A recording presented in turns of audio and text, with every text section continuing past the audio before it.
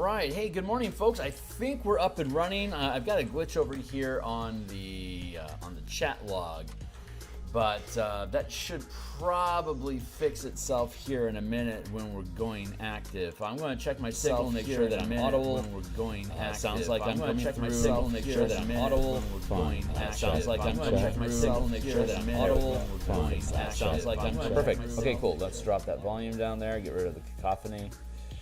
And I'm going to grab the link here and do some really fast social media posts. So give me a hot second here and we'll get started. For those that don't know, my name is Phil Kearney. What's up? I create role-playing games, I illustrate them, and I publish them online. And I am currently creating an adventure for Dungeons & Dragons 5th Edition 2024 rules for the Eberron campaign setting. You can see the book cover here on screen. It's called Crystals of Mabar. It's fighting necromancers, demons, and undead in the Carnwood of Carnath on the continent of Corvair. I've been a DM since 1987. I've been a freelance illustrator since 1999. I've been a big Eberron enthusiast since about 2004. And I've been creating content on the DMsGuild since 2018. But I haven't done anything specifically for the Eberron campaign setting, regardless of how sweet I've been on it. So this is me fixing that problem, making an adventure the way that I think making adventures seems cool. So we've designed the adventure, we've play tested it with multiple players and multiple DMs. It feels really good. We typed it all up, sent it off to an editor. The editor gave it back resolved. I then did all the page layouts. And now we're doing all the artwork for the book. And when the artwork is done, we can publish it. And then we'll move on to the next book that we've been working on, which is the bashing campaign system. So if you think this stuff is cool, like, subscribe, hit the bell icon for notifications of when we're live in the future, which is frequent. Let's see. What's going on? Here, there we go. Let's see. Here's a bunch of books that I've created down in the description. They all have free preview. Be welcome to check them out. If you're a 5e enthusiast and this adds value to the game, then awesome. Let's refresh our chat log. Hey, see, chat came in, no problem.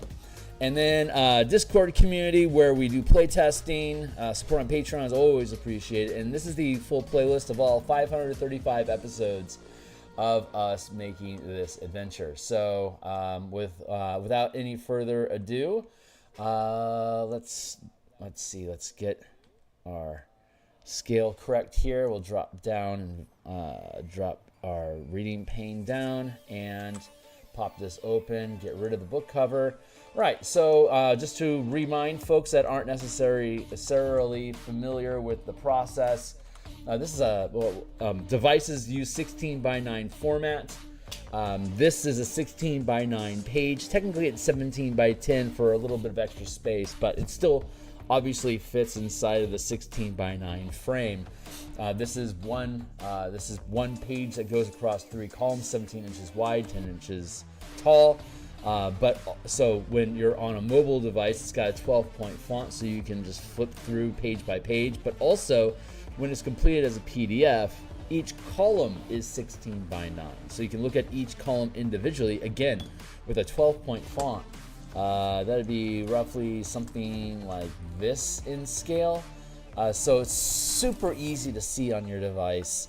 A tablet behind the DM screen, or if you're a digital DM like I am, having a 30-inch monitor makes this incredibly easy to see. But you could operate smoothly, at least be able to gather information and conspire against your players easily on the phone, because everything is formatted to fit the 16 by 9 experience.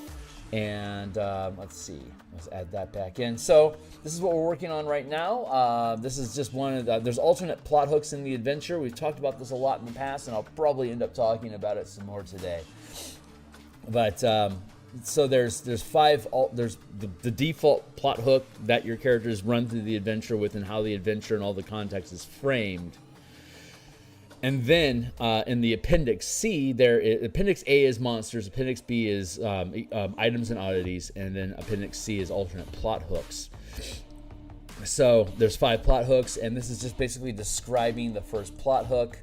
the goals of this plot hook if you use it, bonus resources that your character gains with this plot hook, alternate rewards that your character will get if you complete the adventure successfully, and then looking at individual points in the adventure and how they're modified or changed as a result of each plot point. And that's typically about 3 pages that it takes to go through that information. So that's 15 pages at the back end of the book.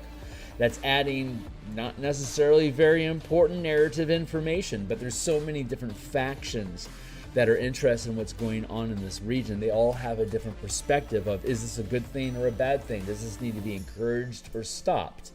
And the different plots have these different perspectives. So by reading all the plots in the appendix, you get a broader view of what's actually going on inside of the adventure. What are the motives of the NPCs? What is the places that they're going to? Why are they there?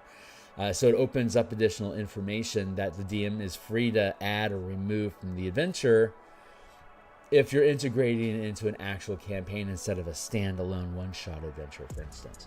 So, and depending on how long you want the campaign to run depends on how deep into the adventure you begin. Some of the plot hooks can have you starting in the last dungeon, basically doing a stealth mission to steal stuff from the dungeon and get out. Others, you have absolutely no, like the default is you have no idea what's going on at all, and you've just been hired to investigate some missing people. So you start at the edge with, why are people missing? Are people missing at all? And then diving further and further, you find out what happened to people, why they disappeared, what's going on in the region, and then your characters decide how they want to stop it. So we're illustrating these options right now, and this is the Council of 12. This is Rahid. I think it's Rahid Malign is his name. Subtle titles there, right?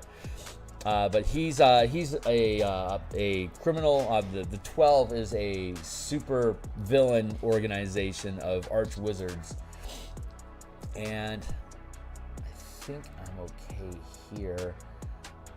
So he's in Sharn. He's basically a handler for mobsters, and so we're making a cityscape back here for the city of Sharn. That's our task right now. And let me fix my screen here. So we'll be doing this for typically I start somewhere around 6:30 a.m. till about 8 o'clock Seattle time, and then I go to my day job. And then on Mondays, Fridays, Tuesdays, Monday night and Thursday night like tonight, and then Tuesday and Friday lunch like tomorrow, I do game design. And we've been going through a second pass through the Bastion campaign supplement. That's the next book that we'll be publishing after this. So you can check that out later on tonight. We'll be doing, we're redesigning the Bastion campaign orders, as well as implementing settlements and armies as subsystems inside of what a Bastion is. So if you think that stuff is interesting, like, subscribe, stick around, and catch some of my design streams. So let's see, Rahid is looking fine. Sketch, that's fine. This is the skyline. That's the actual sky. This is the city skyline or cityscape, but it's looking a little thin for Sharn, so I need to add more.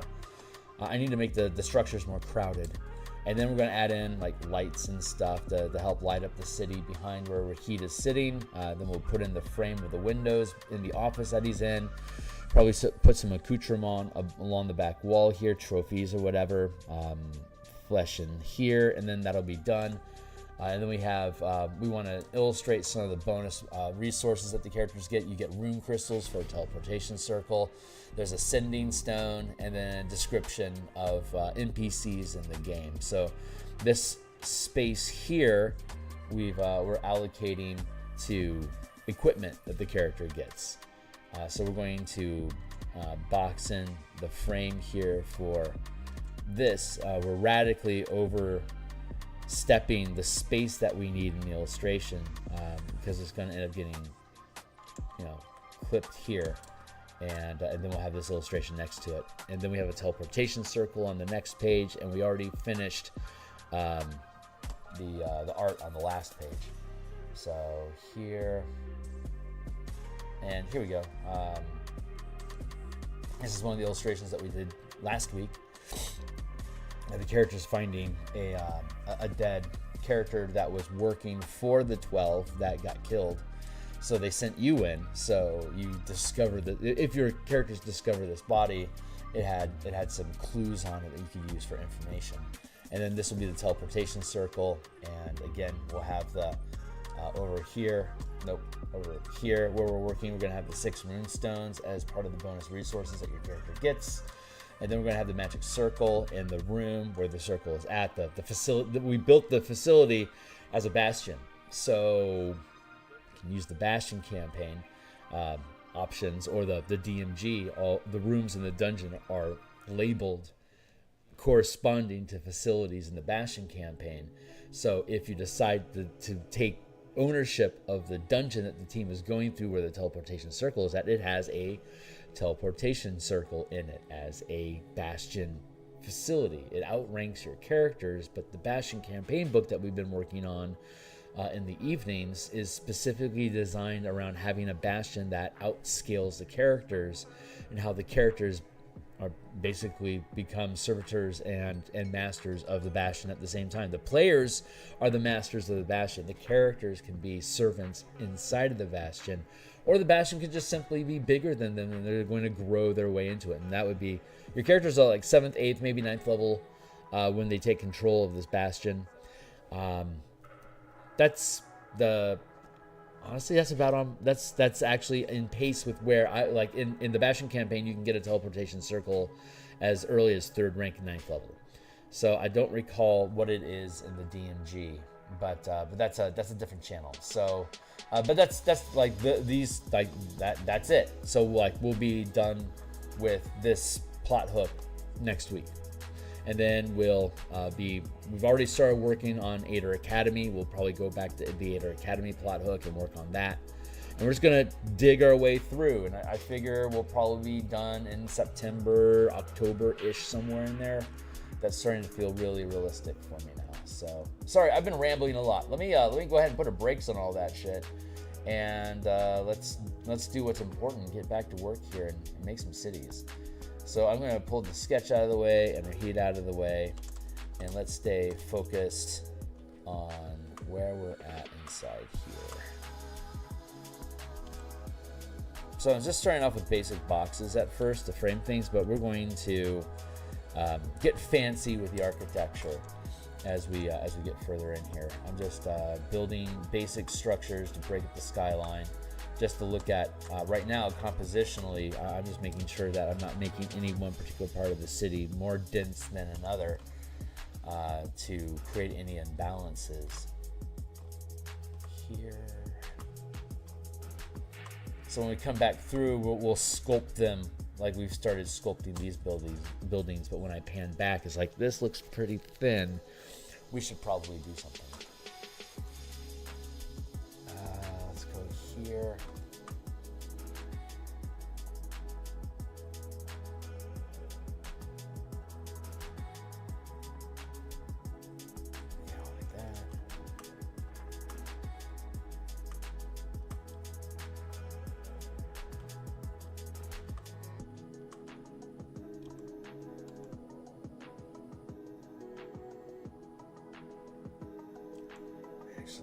Probably, you know what? I'm thinking if these stones are permanent in the region of Sharn, it wouldn't be rocks sticking out from underneath the castle. It would be the castles over projecting the edge of the floating asteroid, because they would want to maximize the space available on this floating region. So they would have the walls extended out as far as they possibly could support with the architecture, like the mass of the rock. So that makes more sense to me. Let's just cut across here.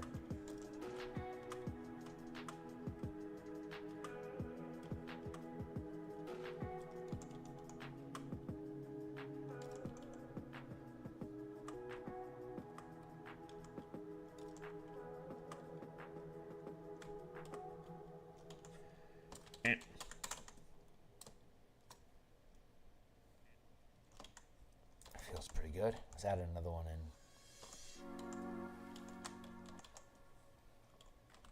Let's add another one in here.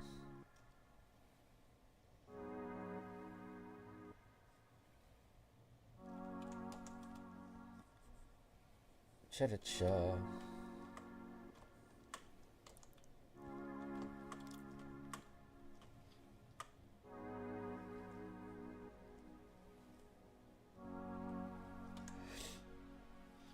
Fleeing Castles always reminds me of District 9. What a great movie. Ooh, I like that. I like that break. I like that breaking that break in the clouds. That feels really, really cool to me.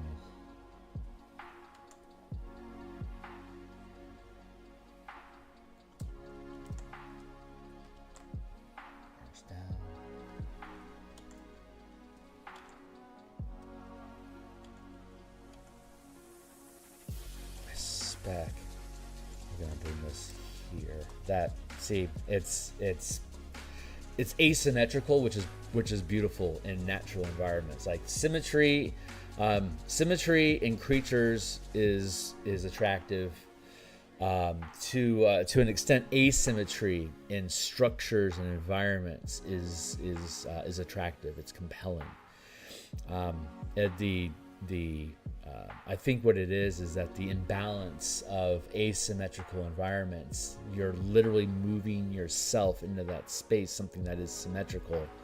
So that would be like us as an ordered creature, as something that's structured and organized, moving into this environment, changing it from being its asymmetrical, chaotic self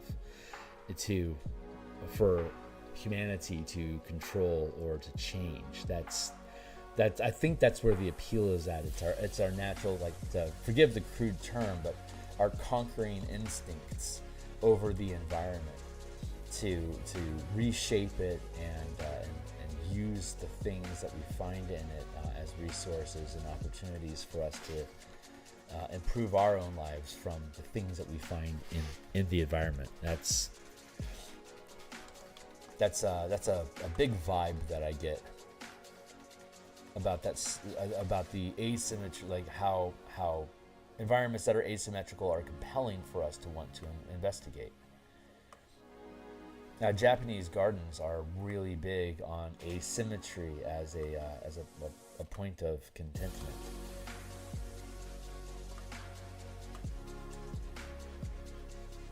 I guess I should find out more about their philosophy about asymmetry, since that's a large reference point of mine for examples of where we embrace asymmetry as an aspect of beauty. And, literally the point I was just making. Let's do that. And should probably have some more stuff going on in here. That's going to get a little bit crowded. Oops.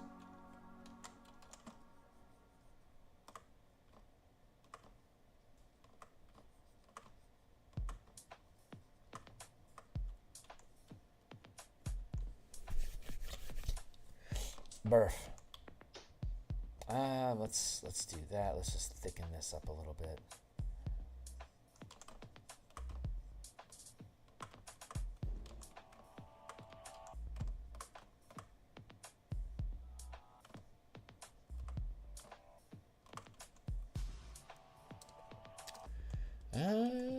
That's decent. That's decent density.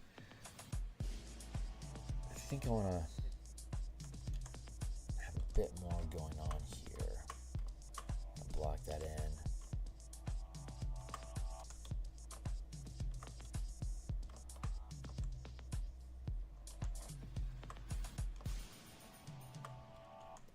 And I'm actually okay with it cresting like that.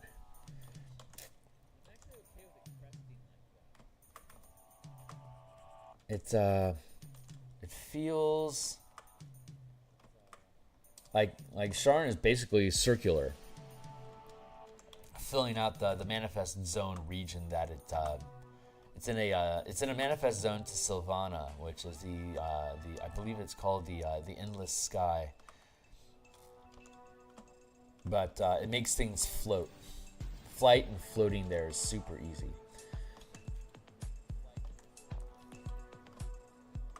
block that in, just to really lean into this lumping idea.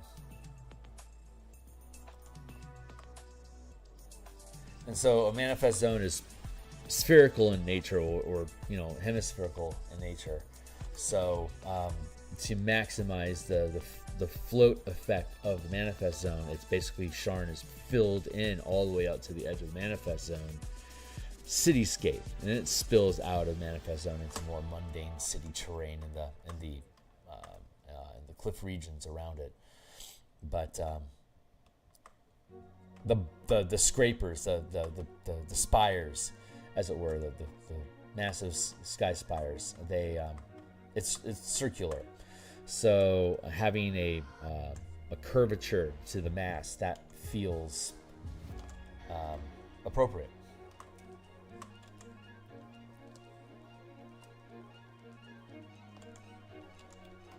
Anyway, word jumble.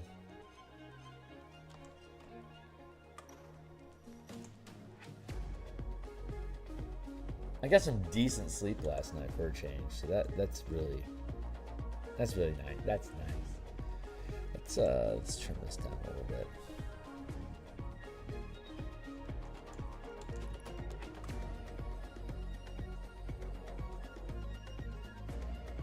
Unimportant details that will end up fleshing out a little bit over here. I know it spills into the text, which means it's going to get masked over eventually, but I like overextending my canvas so that I have wiggle room on resizing it without having to worry about faking details on the side. So it's just a preemptive step. Plus it makes it better standing alone. So without its reference point inside the page, just as its own piece, like potential stock art ideas, that's viable.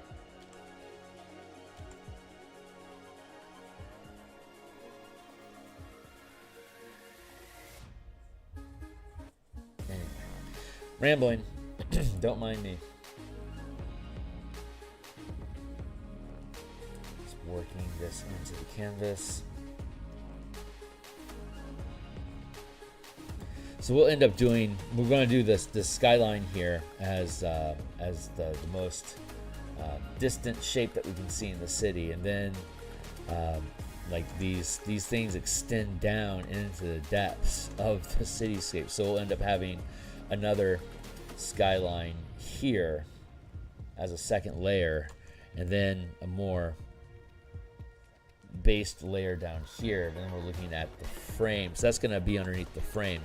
So we're going to have a secondary skyline under, like, quote unquote skyline, a sub skyline at this next level beneath that, just to be able to push these buildings further back into the distance.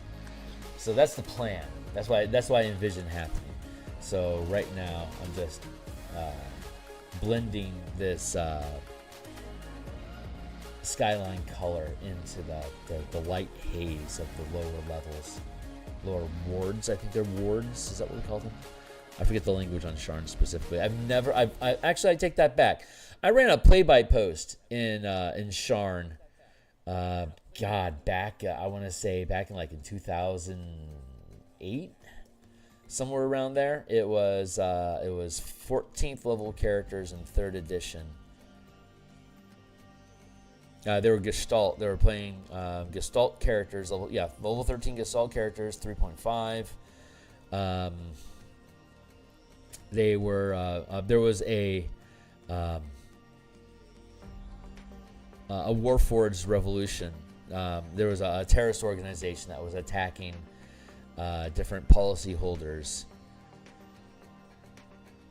in the city of Sharn, that was financing different war efforts, excursions into the Mournland, hunting after Warforged that had claimed independence at the end of the last war. And so there's a humanoid movement to suppress the rise of the machine, as it were. And so these Warforged specifically were imbued. They had different elemental spirits inside of them that they had imbued themselves with to give them basically like what we would in 5th edition call basically Warlock powers. So from 5 translating into 5e, it would be a group of Warforged Warlocks worshiping different or having pacts with different elemental and spirit beings to fuse with their soul to give them, supernatural powers and spell-like abilities and stuff like that. It's like the ones that were bound with that bonded with the earth elementals, that they could stone walk. So, earth glide. They could earth glide, so they could like move through stone like it was water, and that was a big challenge that the players had to deal with. Others that were bound to air elemental spirits, they could obviously in Sharn, they have high mobility, being able to move between the towers easily because they can just fly. So, I mean, super easy, right? And there was a spirit of death that would steal the memories and skills of the creatures that died around it. So it was on a murder spree, trying to take out different government officials, whatever, to kill them, to steal their memories, to be able to blackmail or otherwise influence the politics of the city. Again, angling to get the humanoids just to back off and leave them alone. That's their perspective anyway. But meanwhile, in the Mournland, they've been excursioning from the Mournland to raid on local communities to get resources that aren't available in the Mournland. Since their machines, they need replacement parts and stuff like that. So it's not like they haven't just been basically a pack of robot raccoons stealing trash, and it's an annoyance. And when they get hostile, that's when it starts to draw attention to law enforcement policymakers. So it's their own fault for not being subtle about the trash that they're stealing. But at the same time, it doesn't garner genocide. So I say genocide, I'm gonna get demonetized. Sorry, guys. Shit, I said it twice. We'll see if this video does any good or not. I'm playing D&D. I should be able to say genocide if I want. It's it's a common theme in D&D. Especially like in Dark Sun. That's what Dark Sun's like. That's what Dark Sun was all about. The reason why everyone's in the mess that they're in right now is because of just rampant genocide, of killing off different species of creatures in a normal D&D world until they get to this post-apocalyptic state where no one is left. That's the vibe of the setting. All right, we're gonna switch to a round tool, and we're gonna start sculpting interesting shapes out of these blocks. We're gonna make this one round because we're no longer blocking and quote unquote blocking in space. Get that? And instead, we're actually building interesting looking buildings instead of just these boring square structures. We're building something pretty.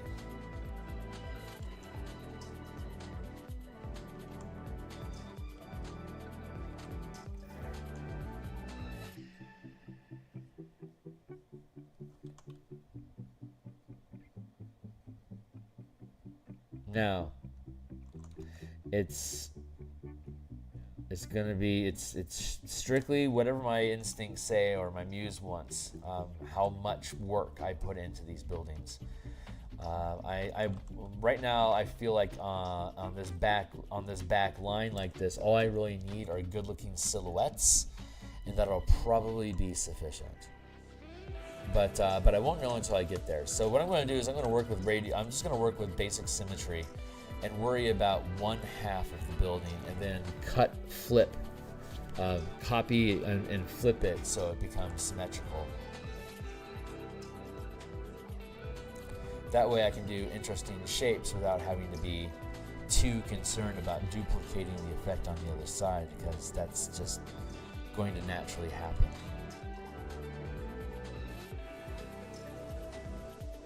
And this is distant enough that we're going to have like little lights.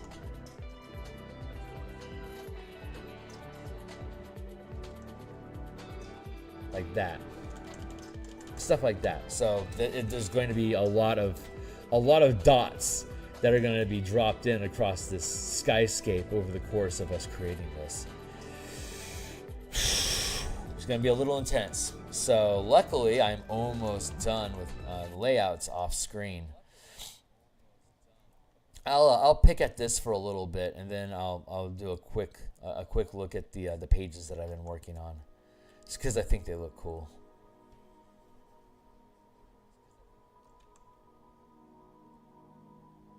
But I want to make sure I get some progress done here. I've got a 20-minute timer kicking over here in the corner, and I don't know why I mentioned that, other than the fact that now that I glance at it, there's only 3 seconds left on that clock. Every 20 minutes it goes off to help make sure I'm not diving down a rabbit hole that, you know, that I'm on point and on course, either with the artwork and the pixels that I'm pushing, or the topic of conversation that I'm rambling about. So the 20-minute timer is just basically a reality check. Like, you know, are you still on task? What's going on, buddy? That's basically what that timer is. And this is probably sufficient.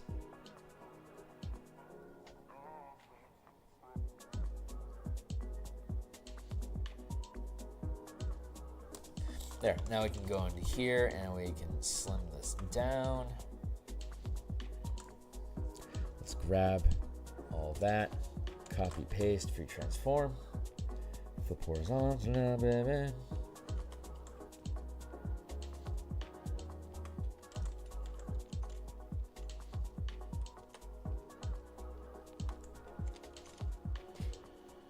Yeah, that feels good. There's that down.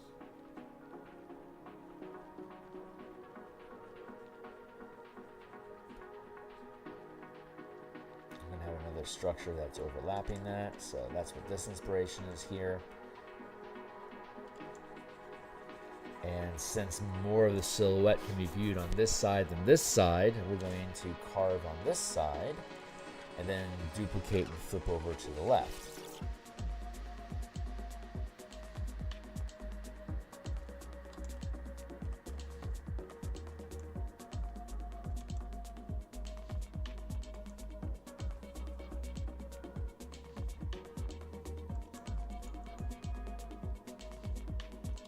And then we'll break symmetry again.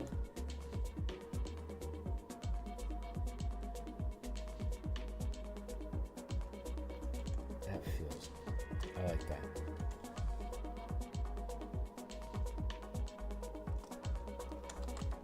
Transform, flip horizontal.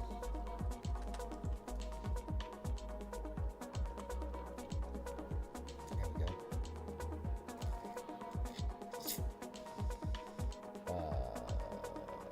Merge down.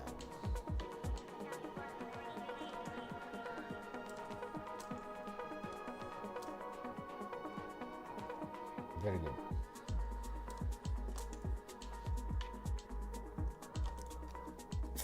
And this one. Again, symmetry. I'm going to destroy a bunch of that stuff around this.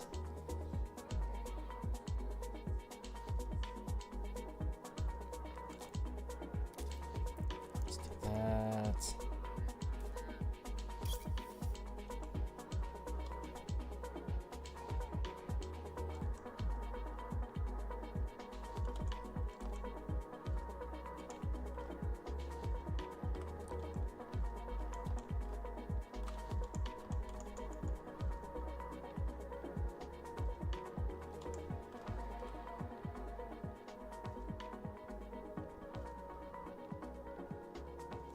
I see fun opportunities here.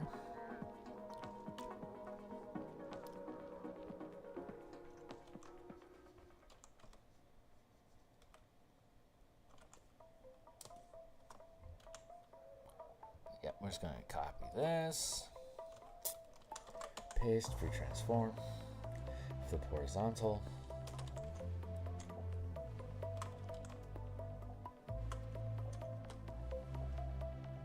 merge down.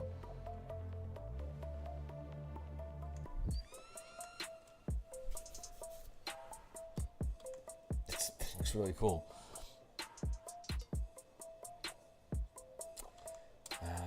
Pushing further out.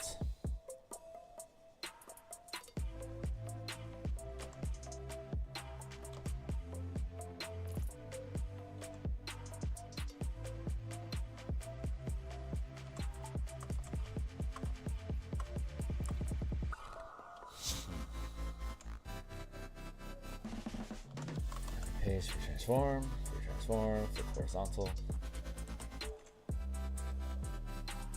merge down, and we're sliding, put a little structure here.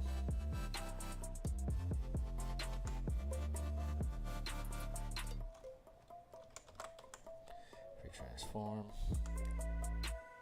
Flip horizontal, merge down,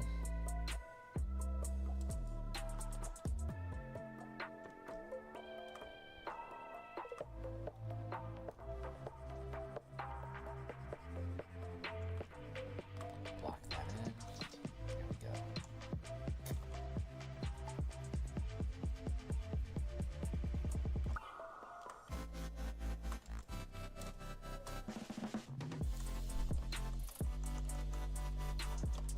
Man.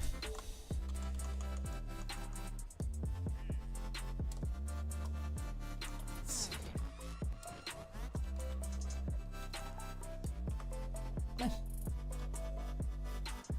Easy peasy.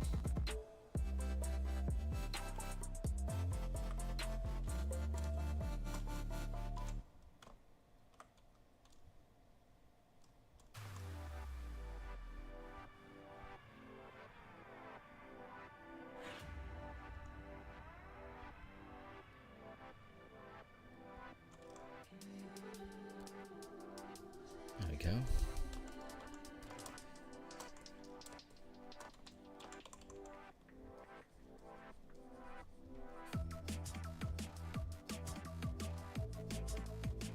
Just gonna blend that out here a little bit.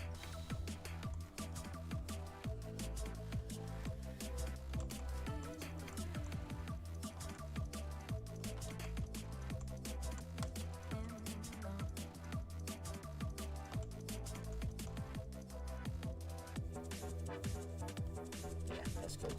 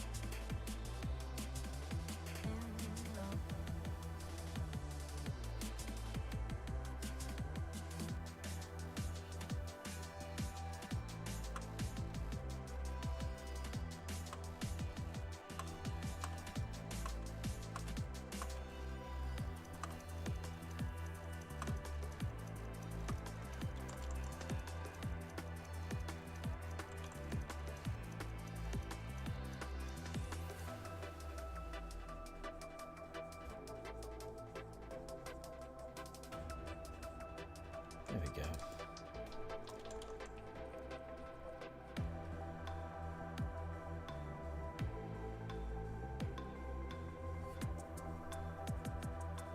Yeah, I'm going to take a sip of coffee here real quick while I contemplate the future. Ah, the future.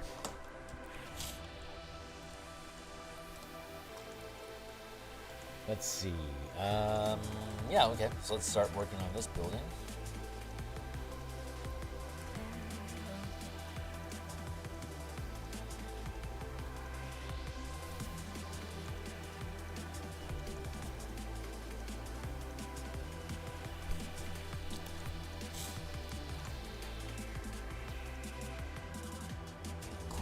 this, copy paste, transform, flip horizontal.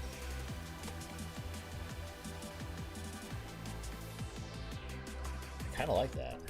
That's neat. Let's keep that. Merge down.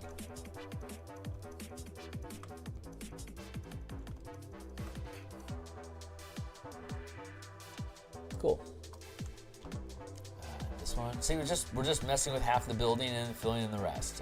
Once we have the cityscape,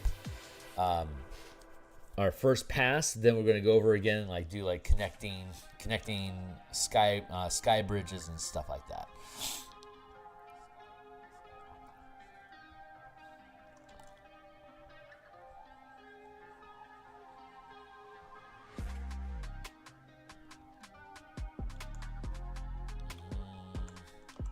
Yeah, let's trim that down.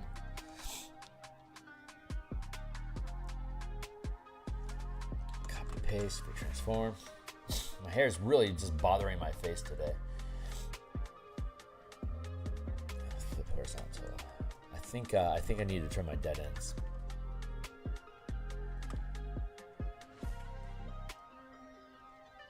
Merge down.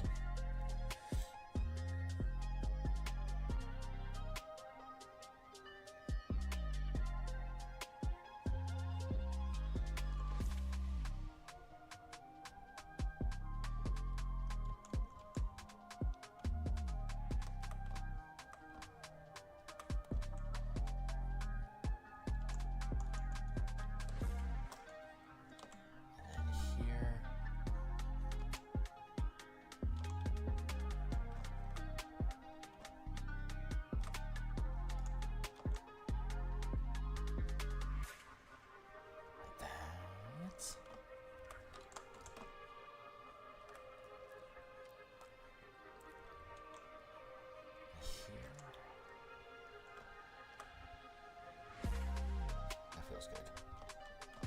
Clean that edge up.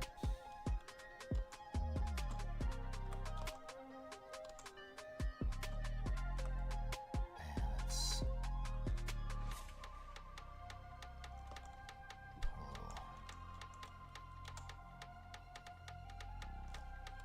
copy paste, retransform, flip horizontal.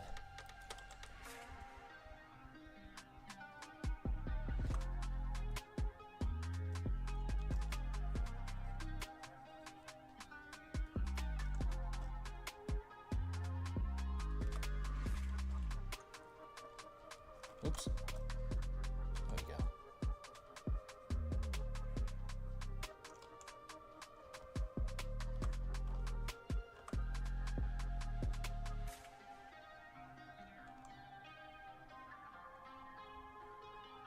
Good. Let's merge that down.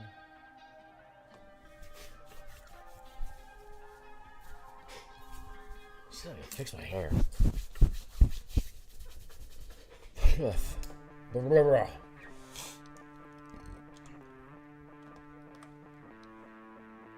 All right, back on point.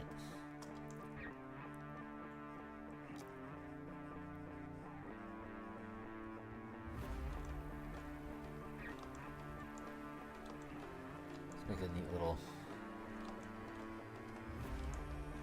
little sliver in here.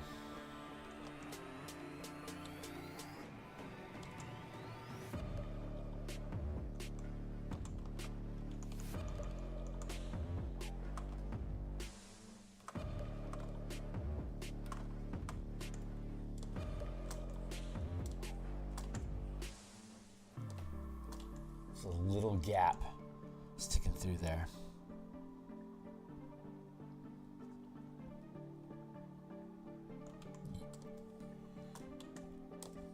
Let's make this building interesting.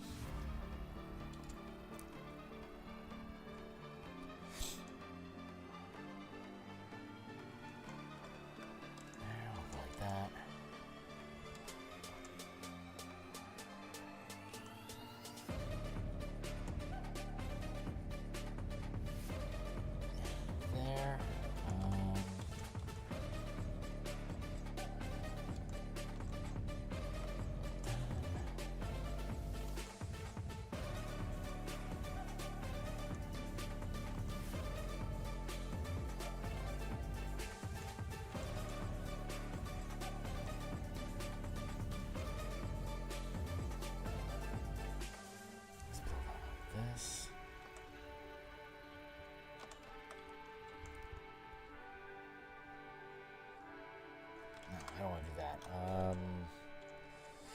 to copy paste this. Copy, paste. Trim that down.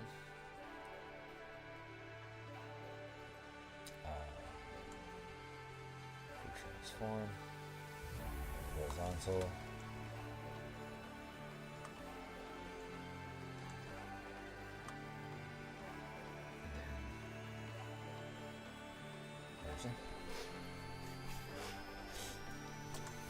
One structure at a time.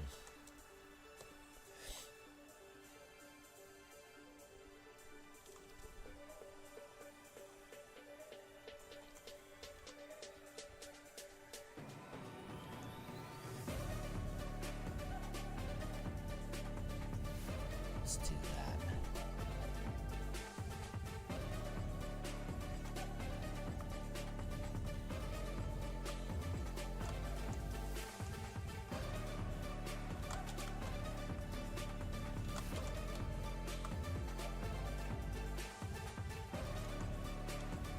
Oh yeah, feels good. Next. Yeet.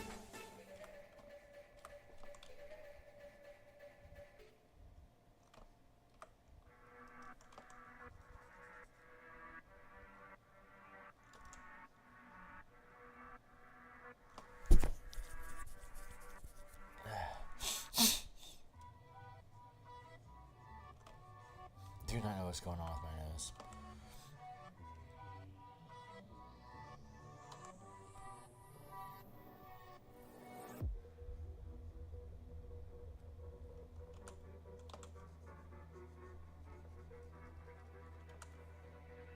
Let's copy paste, retransform, flip horizontal.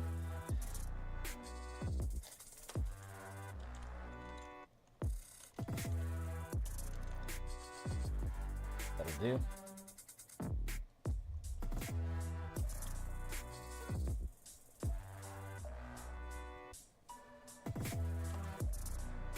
And let's carve this half up.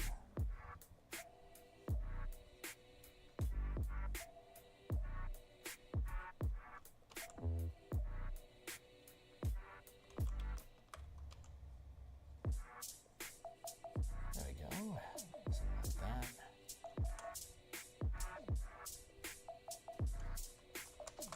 Paste, retransform. Flip horizontal. Merge. No.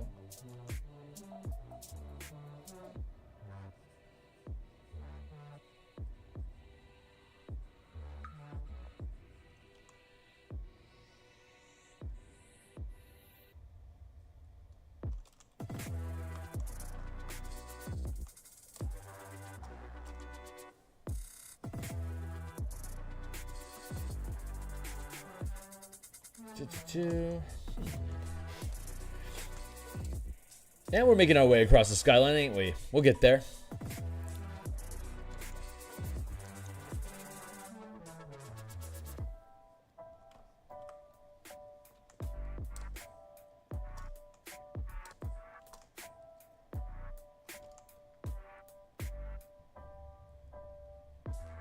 Stay the course. That was easy.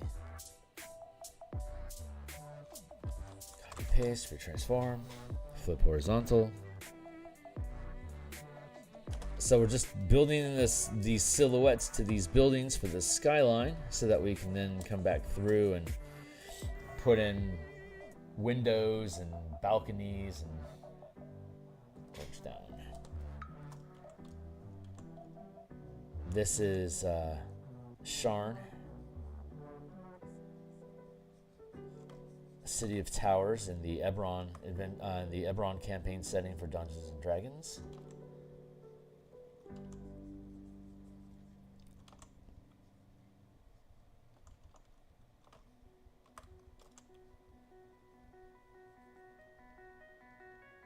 I will do that. How are we doing on time? 7:30. We're doing great. Oh, look at that. My timer's going to pop in about 30 seconds. So no wonder I'm looking at the time. I live my life 20 minutes at a time.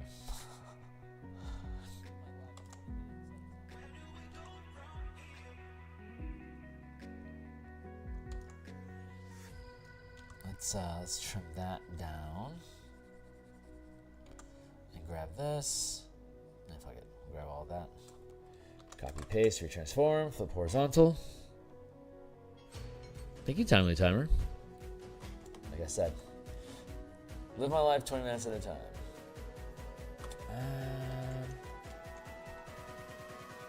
Yeah, that feels good. Push down. Cut away here. Get rid of the symmetry.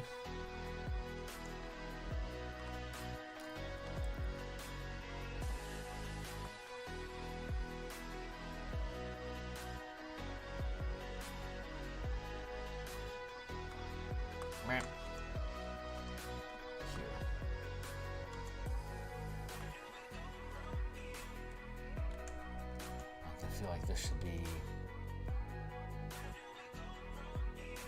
brought out here. That looks pretty good.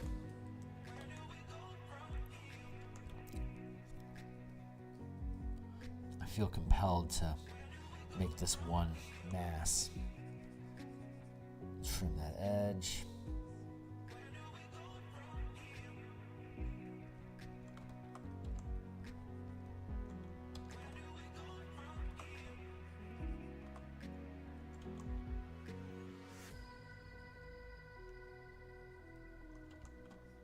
Clean that up.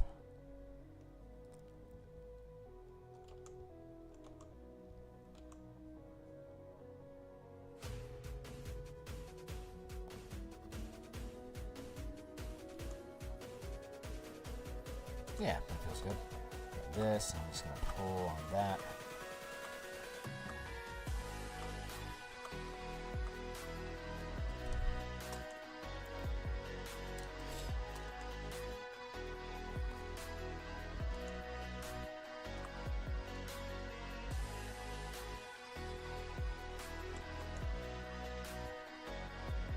That's fun.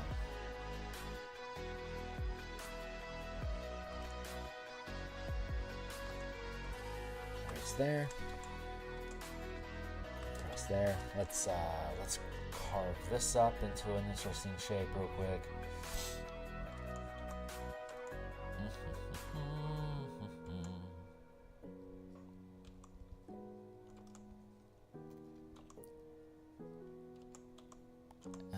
We can actually make buildings top heavy because the float stone will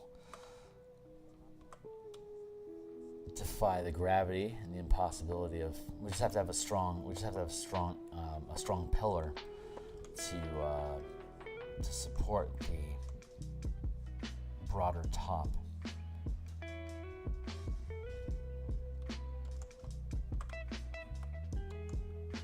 Smooth jazz.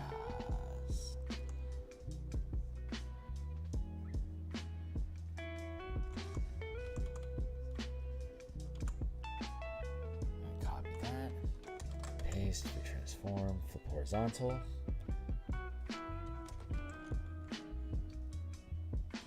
That looks cool. Merge down.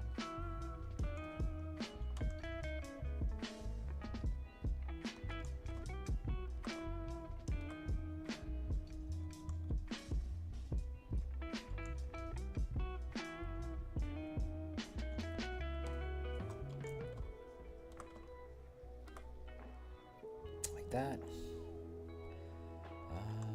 Let's carve into that shape a little bit there. Another instance of something we can grab and drag.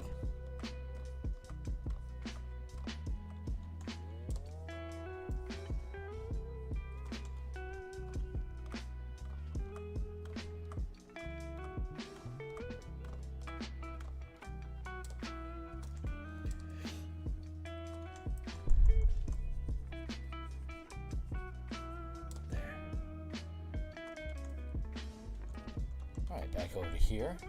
Apparently, I'm just muttering to myself about architecture today and drawing shapes and saying, good boy.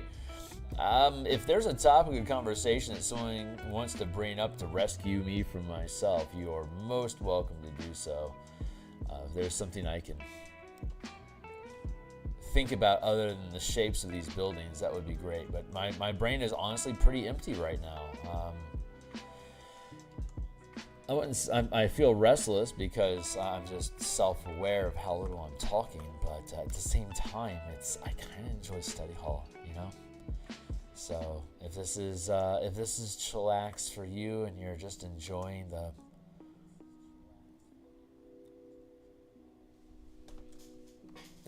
calm of it all, well then be welcome. Let's copy paste for transform, flip, horizontal.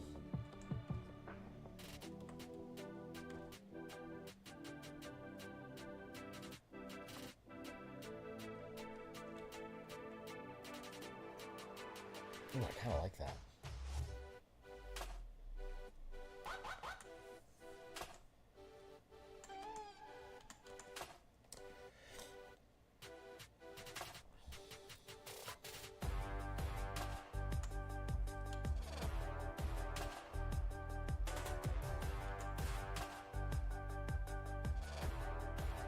Yeah, it feels pretty good. A little odd. It should be like that. That feels pretty good.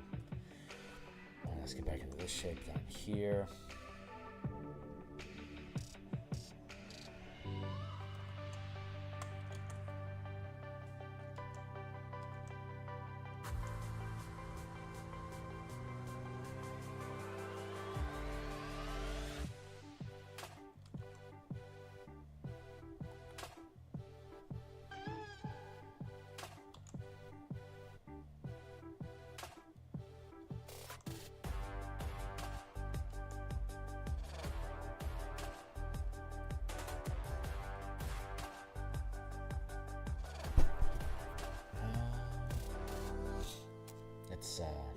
Let's merge that down.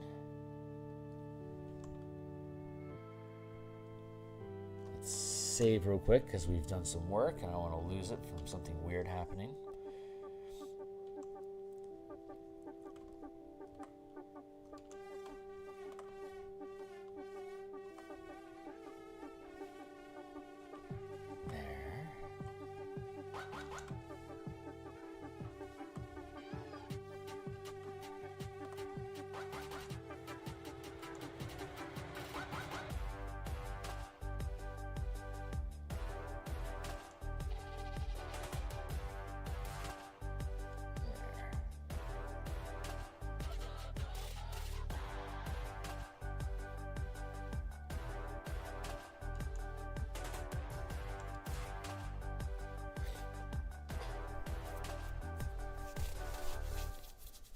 That feels fine. We'll just leave that like that.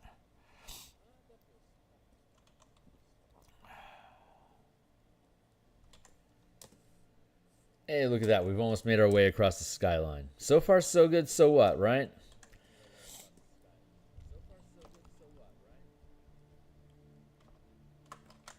Making progress. Let's shape this one up.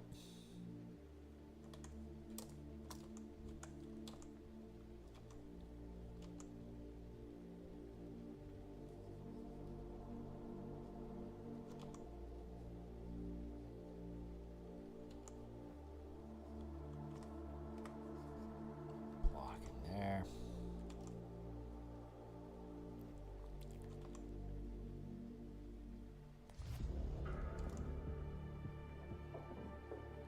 Let's do that.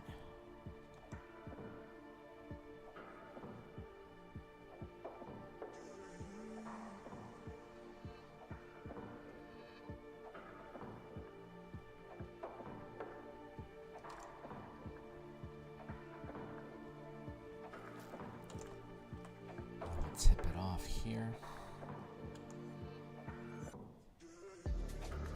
There we go.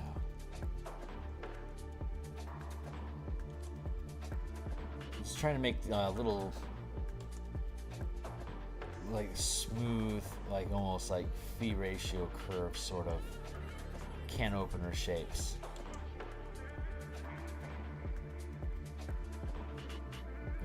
I want it to, we don't have to worry about it actually bearing load so much because it is in the Sylvana Manifest Zone, but we do want to make it look aesthetically pleasing, like something that feels like it might be top heavy or something, but it feels balanced overall.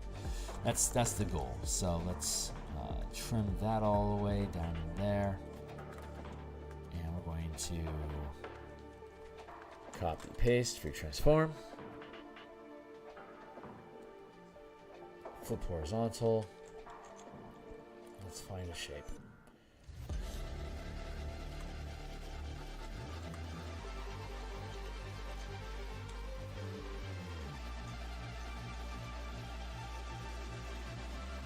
No, let's keep it tight.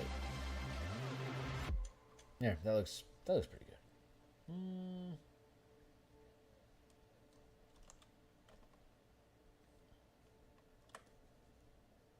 There. That looks good. Merge that down.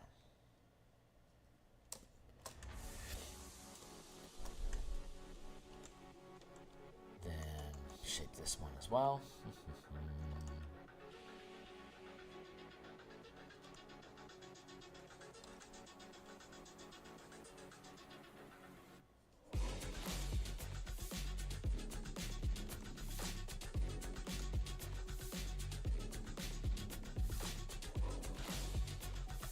Scooch the whole structure over a little bit. Let's grab it up like this. Nope, wait.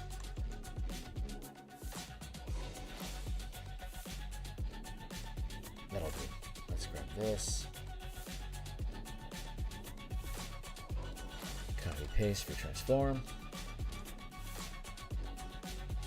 Merge for transform. Flip horizontal. Zoom out.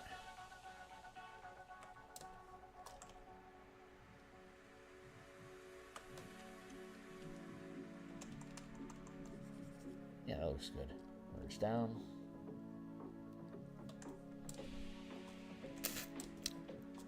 That looks pretty cool.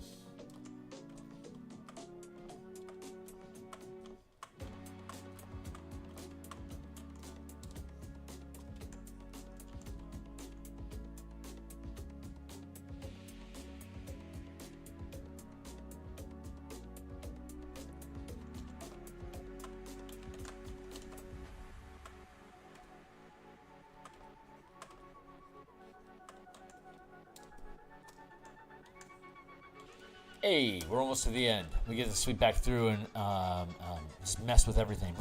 We'll do another passing layer over the cityscape, and then we'll go up into the islands, and we'll do a similar thing up there. Actually, let's do the islands next. Instead of doing a second sweep, we're going to do the islands with the initial sweep, and then when we do the second sweep, we can finish with the islands, and then we'll start adding in lights and shit like that.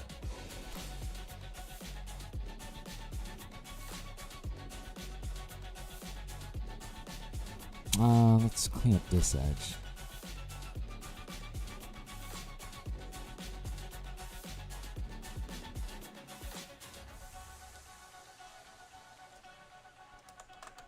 Transform, flip horizontal.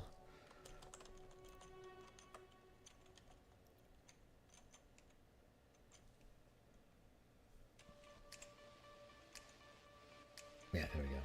Merge.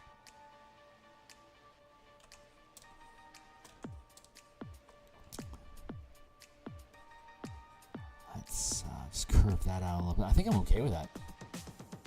Building pretty much as it is. Just make a little outcrop.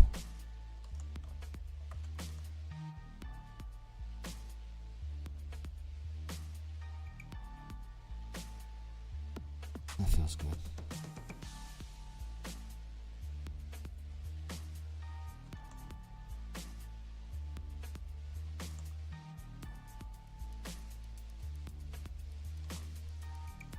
Let's shape this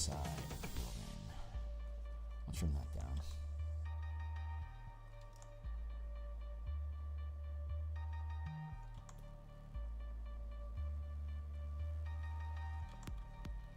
Actually, that feels pretty good as it is.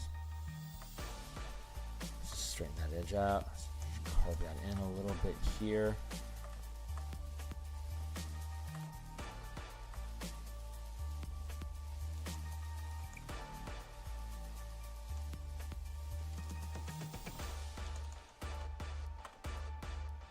When we start working on lights and stuff, we're gonna have to set a scale for like how many pixels tall is a window, or like the floor of a building. And then we'll just have to make a note of that pixel size for a square. We'll use our square brush and just set a pixel size like 125 or something like that. Will equal one floor. It probably won't be that many pixels, honestly. Yeah, like this is 7 pixels here, so like maybe at most 10 pixels.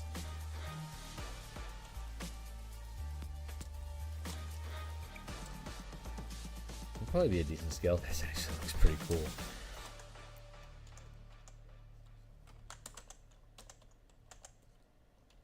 There, let's make this a little...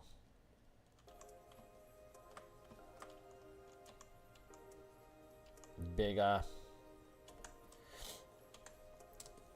This is obviously not going to be able to support anyone, so this is like if this is the scale that we're going to have for a building, for a floor, then obviously that means like 10 feet, so that means that this is like 10 feet wide. It's a little thin, so maybe it's further back in the distance than this building is. So I guess we'll have to set a scale and perspective, like 10 pixels close, and then like down to 5 pixels back here. I still feel like this needs to be a thicker spire, a thicker tower though. As with this.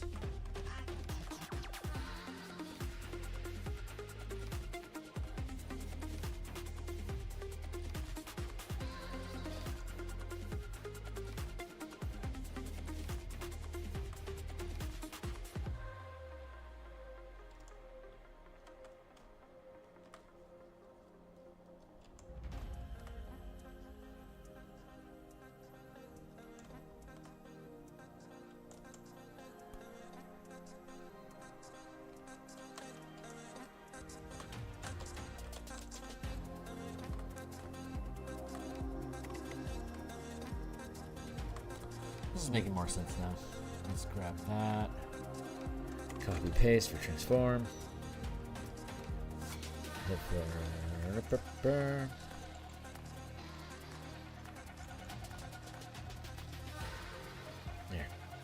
Merge down.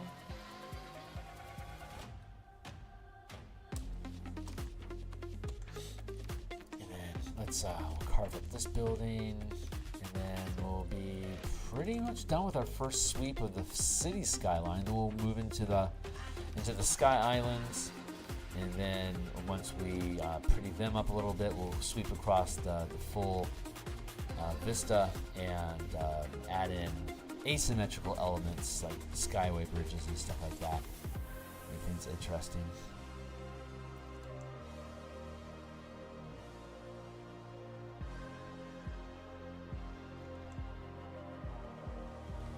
We've got to be real confident that this manifest zone is never going to die. We have all these buildings made on these like literal floating islands. That would be terrifying. Like, what if the magic gave out? What if the magic could give out?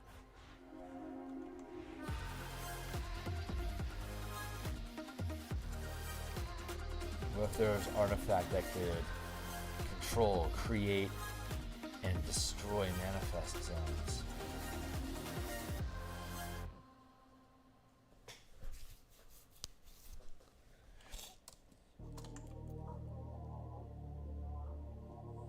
What a monster.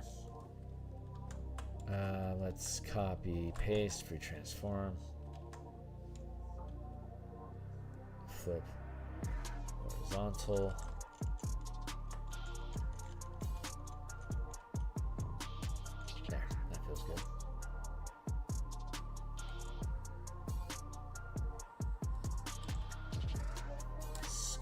guy over, give him some space.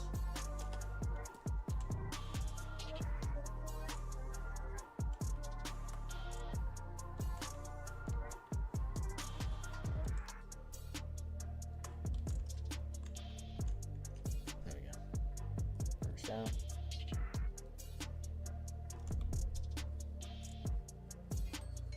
Thank you, Timely Timer. Man, time just keeps on slipping into the future, don't it? 7:57. I've got a doctor thing I'm going to here in a little bit, so I've got a little extra time on my hands. I think I'm gonna take an extra half hour, just to continue on with this process a little bit past what my normal time would be. We're going to work on the martial powers. No, we're going to work on the Bastion campaign document tonight. But I actually have the day off, so we're going to go do some doctor stuff after this. And normally we'd start maybe around 5:30, 6 o'clock on Bastion campaign stuff on a Monday night, but I think I'm going to start at 4. So that'll be 8 hours from now. Yeah, 8 hours from now we're going to come back on and probably put in 2, maybe 3 hours of game mechanics for the Bastion campaign and the live document that we've been using for our playtest. And yeah, we're gonna build that out. We're gonna see how it sits. We'll work on that tonight. It's only about currently it's only about a 50-page document. I suspect it's gonna end up being 60 once we get all the examples and stuff taken care of.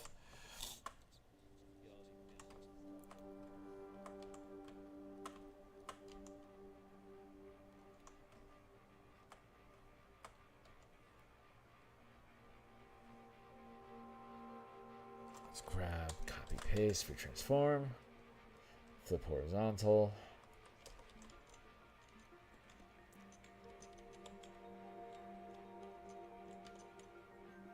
That'll do.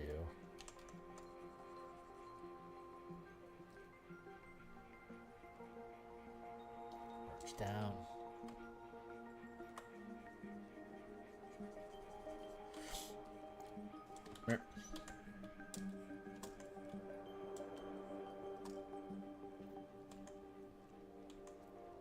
Not bad. Doesn't need to be symmetrical, right? Asymmetry is good. So this being more small, denser buildings over here, while these are bigger, blockier buildings, I'm okay with that. I do want to drop in something here, though. That was looking kind of empty.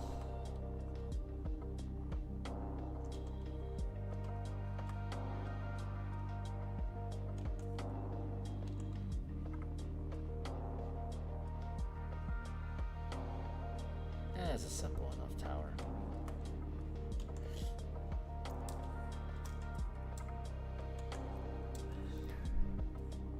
Okay, that feels good. Let's switch to the Sky Islands.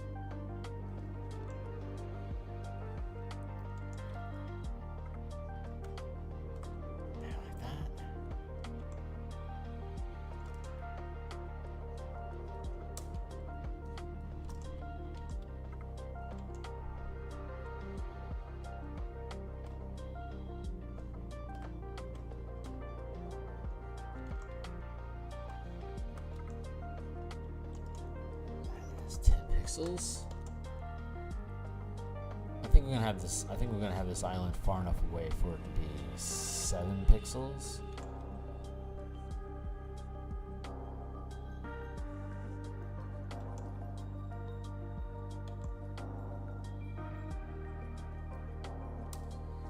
Yeah, like that. Scraggle this up a little bit.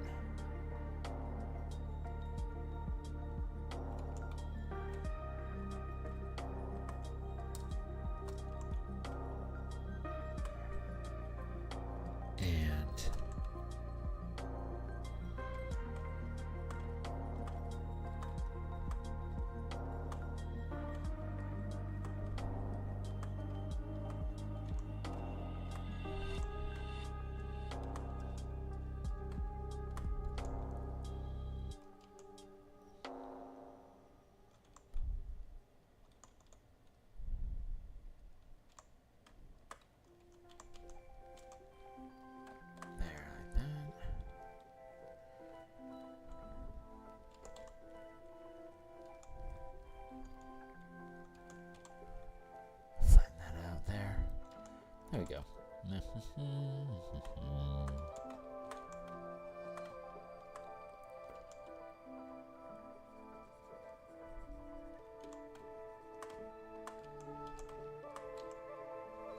That feels okay.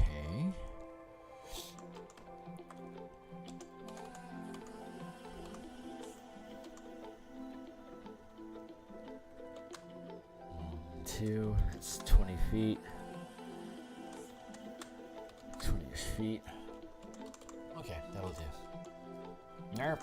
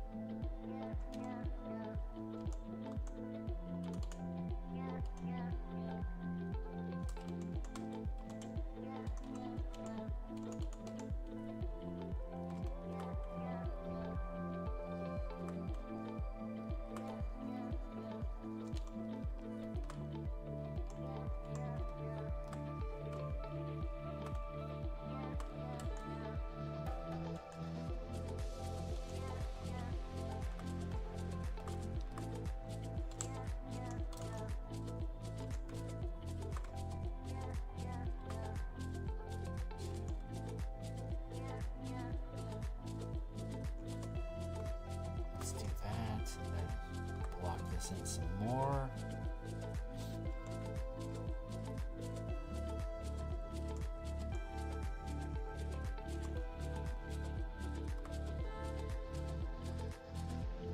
That feels pretty good. Have an outcrop like this. 1, 2. There we go.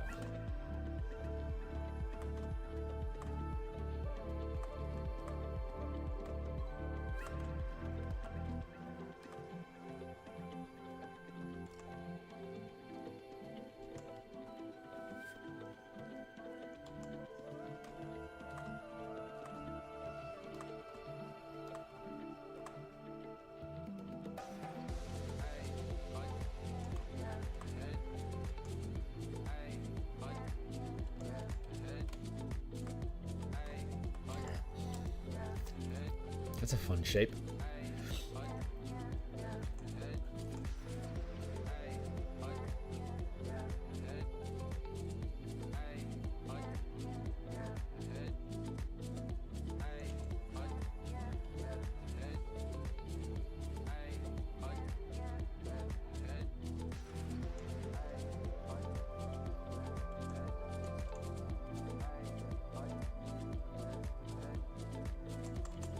Going to mark that as 7 pixels, just set a sense of scale for that. Otherwise, I think that one's fine for now. Let's just leave it be. Dropping to this one, we're gonna go. Yeah, let's just fill this one in, make it look cool.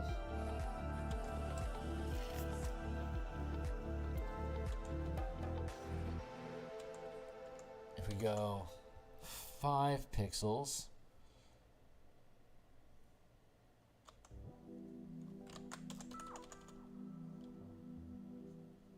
put this one at the 5 pixel scale, so it's going to be free floating. That looks wrong.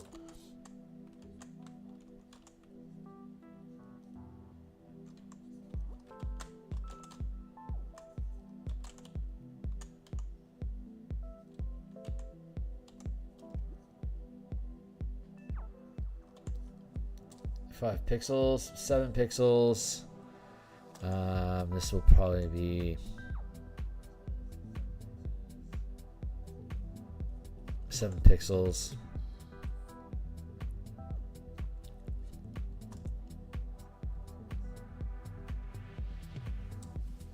Yeah.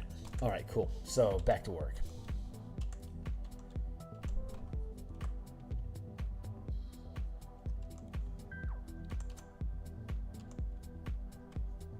So this is a 5 pixel brush that we're using. It's just a round brush, but I wanted to make sure that this one is 5 pixels because that is the scale that we are working on. So one like a 10 story, like a 10 foot, like a 10 foot floor on this structure is 5 pixels. The foreground will have 10 pixels.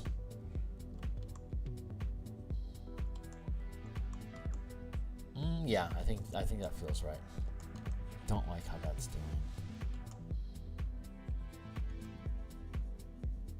Let's break that up there.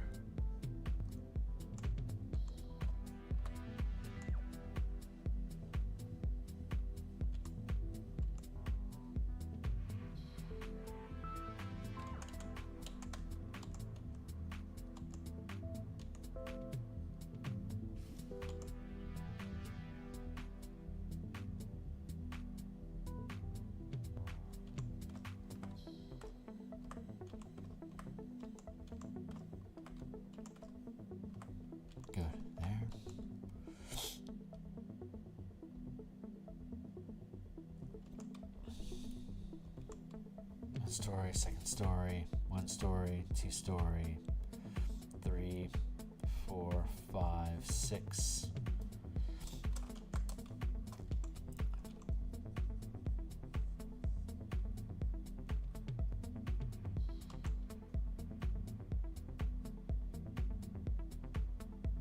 Rocky surface underneath here, rocky outcrop underneath here.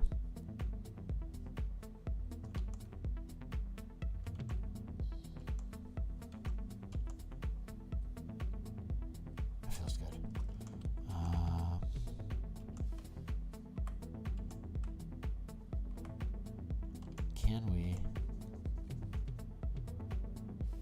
20 feet?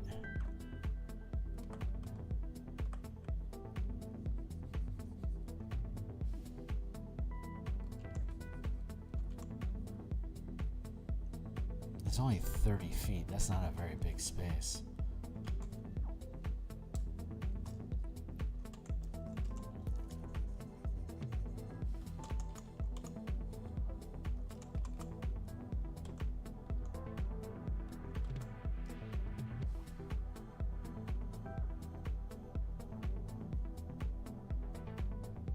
That's 50 feet. That feels a lot better.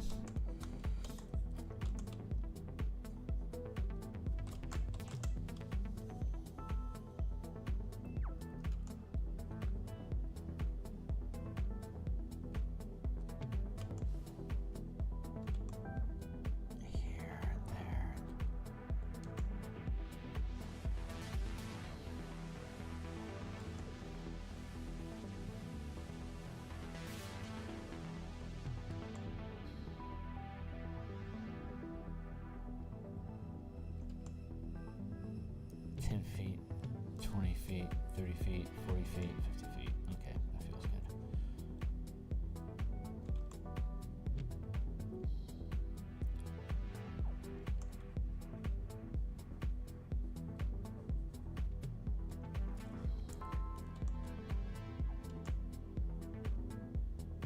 Actually, let's just make that square.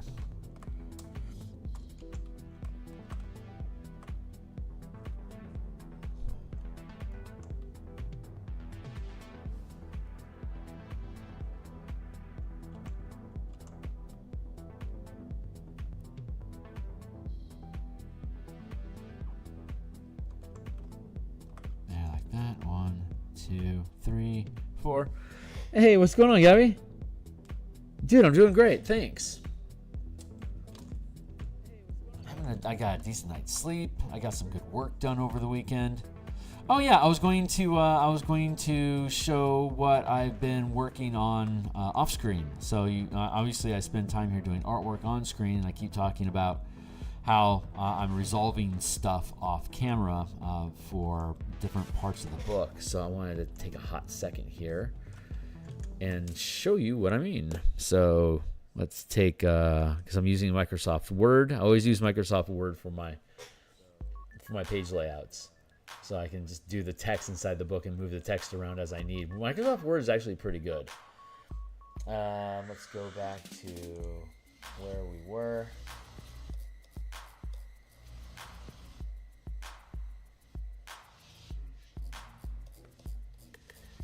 Here's the adventure. Here we go.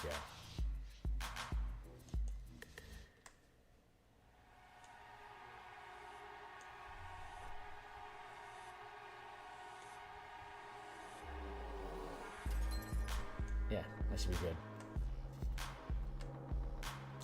So this is that 16 by 9 format that we're using, obviously, but you can see I can fit stat blocks.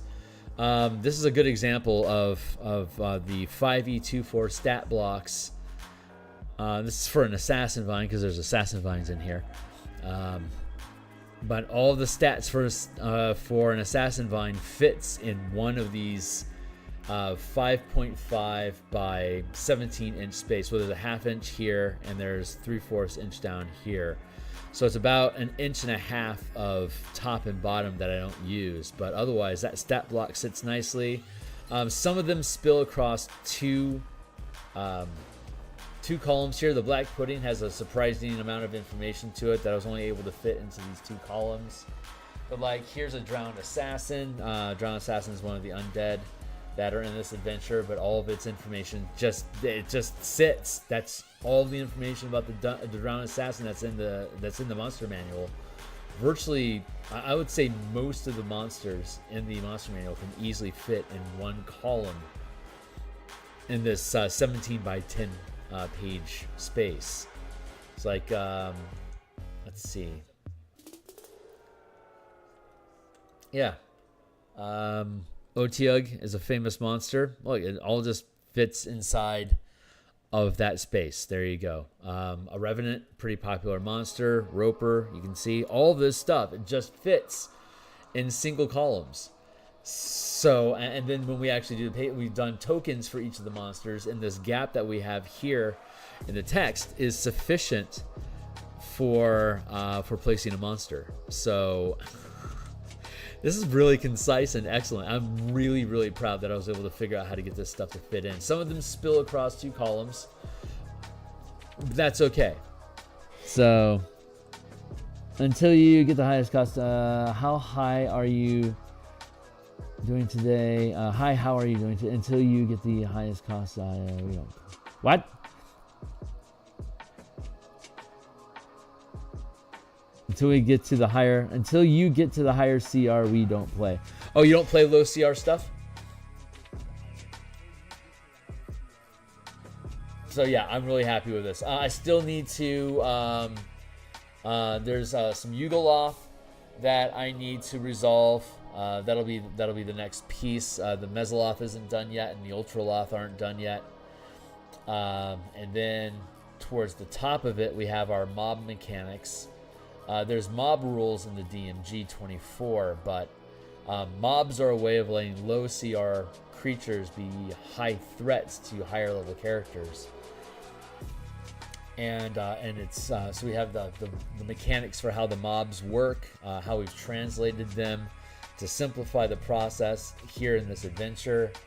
And then this page will be full of the stat blocks for all the like the Sturge mob and the Assassin Vine mob and the Ghoul mob and Zombie mob, Skeleton mob, Shadow Mastiff mob, Plague Hound mob.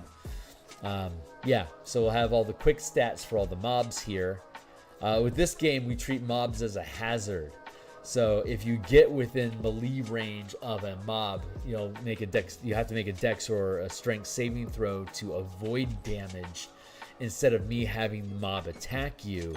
It's a mob of people. They just run up and engulf you. So if you fail the saving throw, you get restrained and take X damage. If you succeed the saving throw, you're able to evade being restrained, and you only take half damage. You can still move, but if you fail the saving throw, you're basically stuck in spot until you use an action to free yourself of the grapple.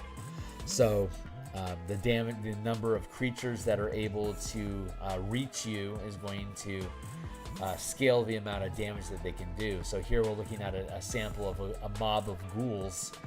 3 mobs have to avoid them as a strength or dexterity saving throw of 15.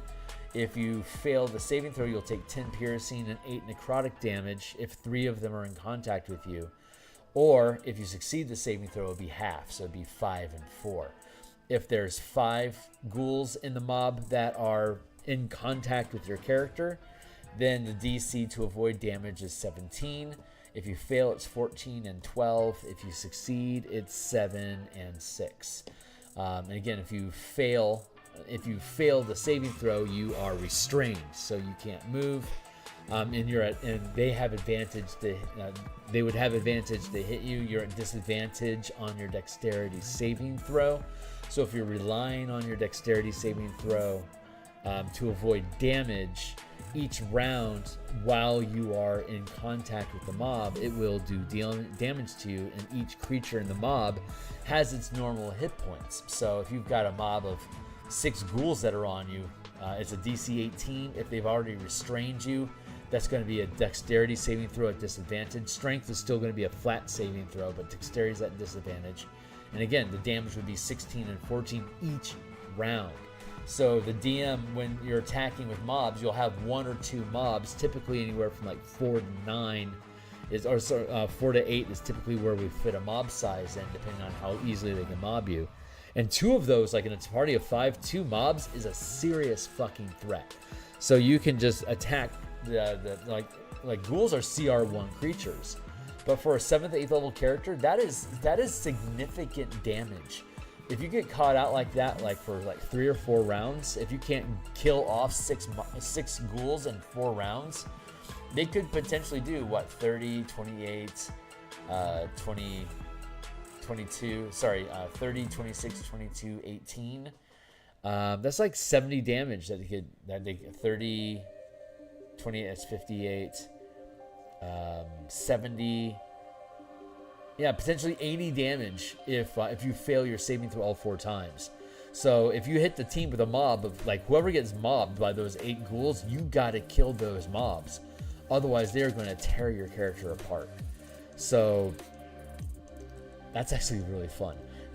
So it adds that element of terror, and the terror is that if you let these things touch you, they will kill you. So the DM can have a mob, and then depending on how your team is doing, you can scale the number of creatures in the mob to pace with what damage the team has taken, and this can force them to withdraw and take long rests, or like if they're out in the woods or whatever, like they can get attacked by a pack of plague hounds. If they step underneath the canopy of a tree, they can have a slew of assassin vines drop on them. There's the Red Wolf mercenaries that if they're battling the Red Wolves, then they get caught by a mob of them. So we drop down here. Here's the mercenary stat, like a super simple mercenary stat block, but they can be a mob, so they can become really fucking dangerous. Anyway, that's the idea. So that's what we've been working on off screen to get that. We did this basically this weekend, get all these stat blocks fixed. We still have the Eagle Eyes to finish, which we'll do today, and I'll do those today. And then probably over the next couple days, I'll get the mob stat blocks fleshed out in here, and then that section will be done. And then the only thing left that we'll have to work at is the items and oddities section. I'm not 100% happy with the density of information. This might be okay. preliminarily 2 items per page is probably going to be sufficient. But it's a little crowded down here, so I might space that out a little bit. I think I could probably get this from, instead of being, it's sitting on 3 pages currently. Sorry, all the items and equipment is on 2. Like the Eye of Mabar itself is an artifact that controls the manifest zone. We gave it its own page. But for the items and flora and fauna and oddities, there's only 2 pages. I think I'm probably going to expand that out to 3 pages instead, just to give it a little bit more breathing room. It looks way too crowded here. I'm still messing around with this format, but it's only 2 pages. We'll figure it out.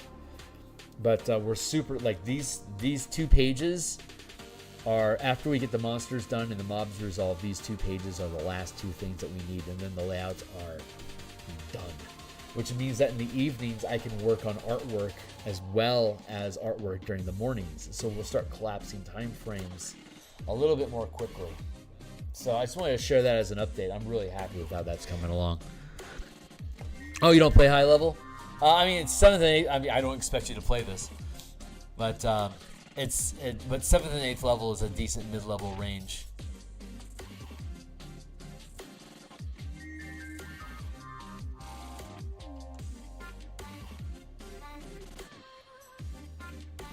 Does your table cap at 5th level?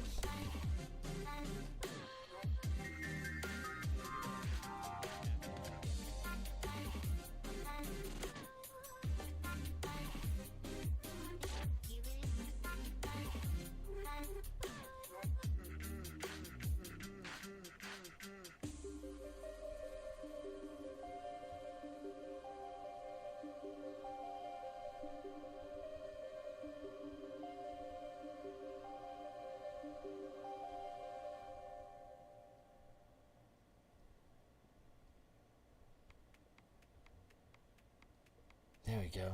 That feels nice. Nice and simple. Don't have to be too complicated.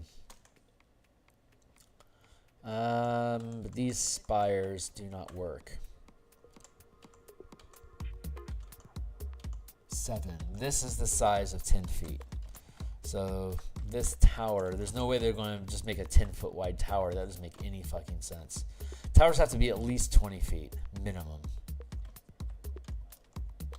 1, 2, 3, 4.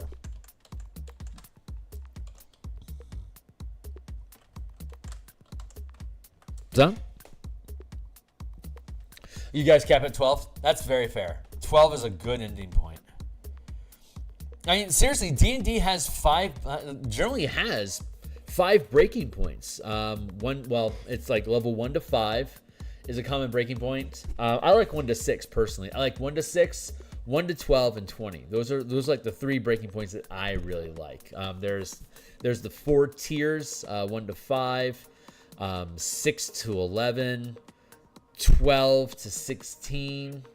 And then 17 to 20 is roughly how they break down the 4 tiers. Obviously, I like the 5 ranks of 1 to 4, 5 to 8, 9 to 12, 13 to 16, 17 to 20 for structuring classes and scaling through the game. But as far as like actually running through a campaign, 6, 12, and 20 are basically the three ranges that I enjoy the most.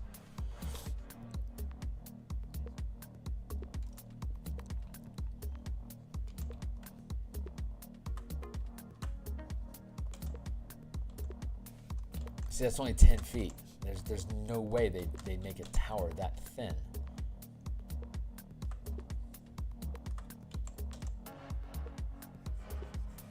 Boy, that looks top heavy. 1, 2, 3, 4, 5, 6. That's about probably 40 feet.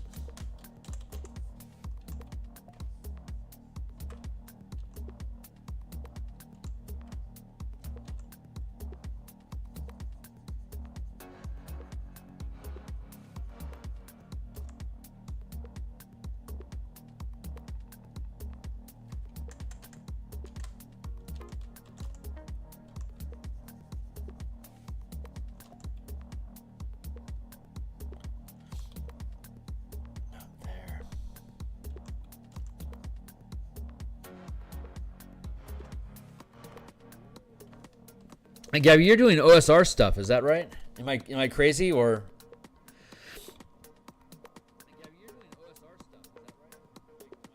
I can't recall. I thought you were talking about like Castles and Crusaders. Maybe I was thinking of somebody else.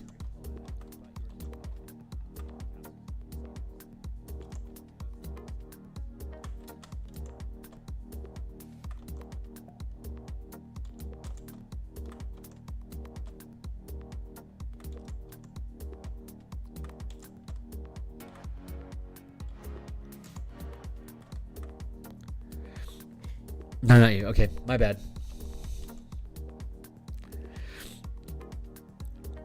Are you running a game or do you play? I don't think I know enough about you. 1, 2, that's 20 feet.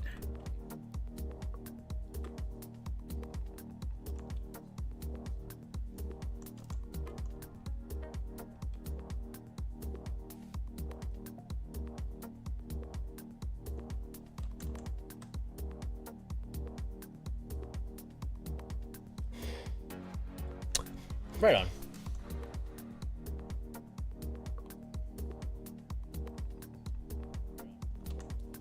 That looks good. I like that.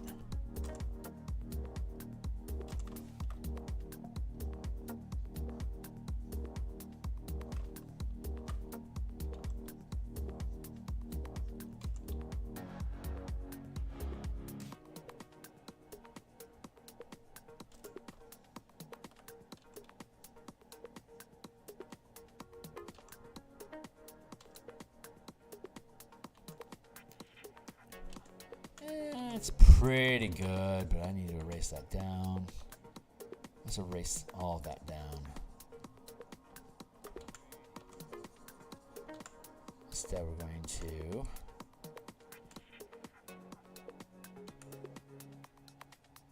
copy pasta, transform, flip horizontal. There.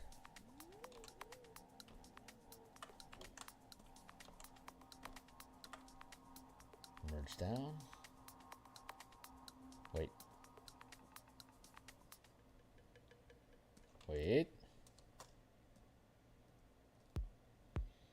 Merge down. Yeah. Oh, right on. Super fun. Are you a couple months? You know, I reckon you're probably already in the planning stages. Do you know what region you're planning on kicking around in? Are you starting at level 1 or are you starting at a higher level? And I assume at most it's going to go to 12, right?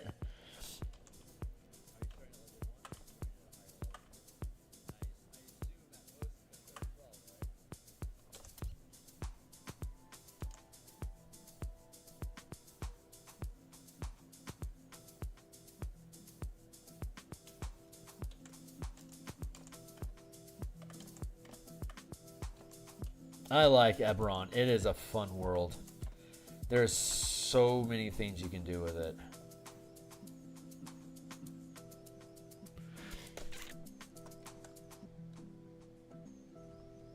Oh, right on. Sean's got a lot of good stuff going on, y'all. Let's pick you up and pull you into the sky a little bit more. So I really feel like this needs more mass to support that much of a tower. Change the center of gravity a little bit.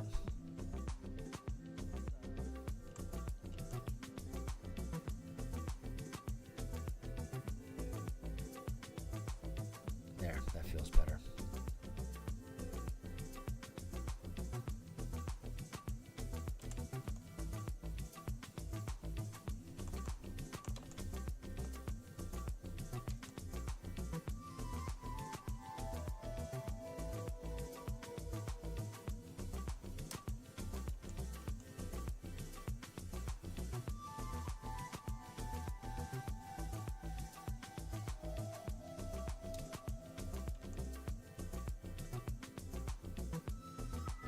I think that feels pretty good. We're going to leave that be. Okay, cool. That's our first pass. 7 pixels.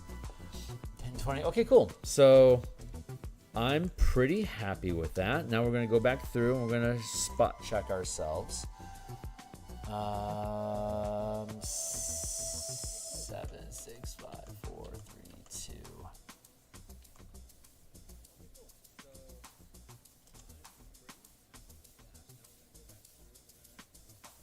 Three pixels. I need to make this one bigger. Let's take here. Scoot this one over to here.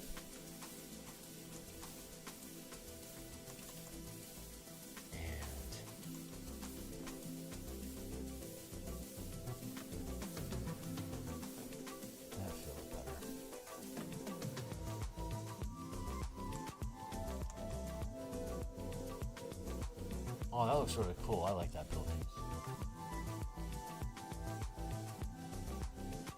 We'll do the outlines, and then we're going to start boxing in structures inside of each of the each of the silhouettes is going to have little interior spaces. We're going to segment the different spaces into blocks of sorts, and then each of those blocks is going to define basically like a facility or living area for us to have a sense of scale, like this structure right here is operating with a 3 pixel. So a 3 pixel space, that's a 10-foot space.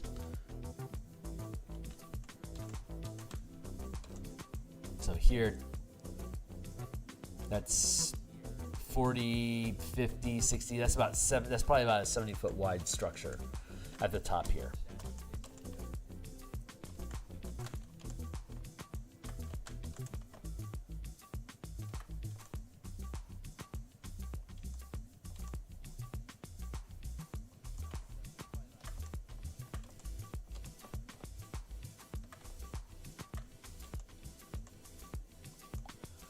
So by putting little marks here, like what the scale of 10 feet is in each of these structures, I can make sure that, like, this one being 7 pixels is going to mean that this seems closer than this one back here. So that means that this structure underneath here, this needs to be 7 pixels to align. Actually, if I make this 10 pixels,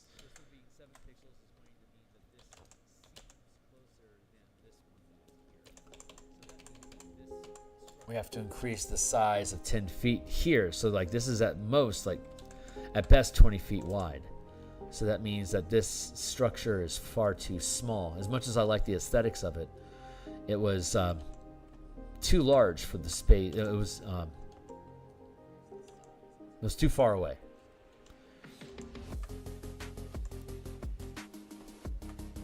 So we're going to restructure that here.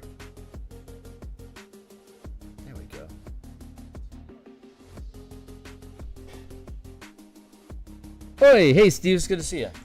So 10 pixels, that's going to be 1, 2, 3. All right, maybe we'll let's go with 7 pixels. That's what our instincts was initially, right? So this is now about a 50-foot tower structure.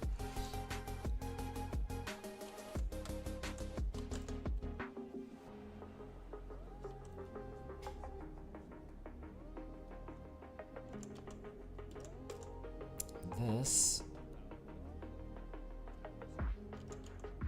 10, 20, 30, 40, 50, so that's roughly 50 feet as well. Cool.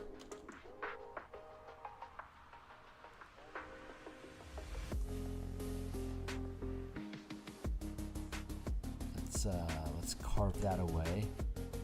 Copy this, copy paste, retransform. Flip horizontal. I'm working past my normal time today, Steve, because I have doctor stuff that's going to be happening in a little bit. So I've got until 9 o'clock this morning to art before I go do doctor stuff. And then I'll be back I'll be back online at 4 o'clock, which is going to be in about 7.5 hours from now, to work on the bashing campaign, facility benefits, orders, and downtime activities.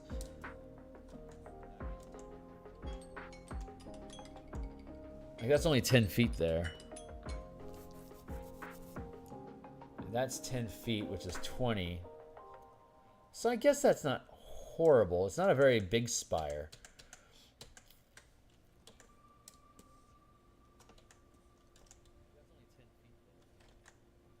That's roughly 20. That's kind of ornamental up there. 10, 20, 30, 30 feet across. That's okay. 10, 20, 30, 40, 50, 60-ish feet. That's good.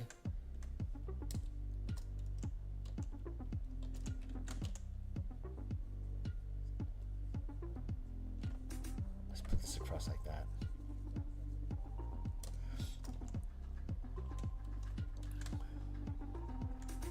This is too thin of a structure.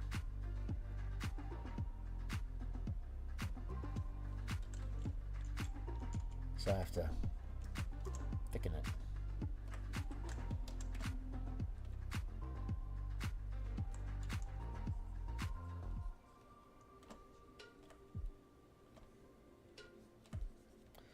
There, and then we got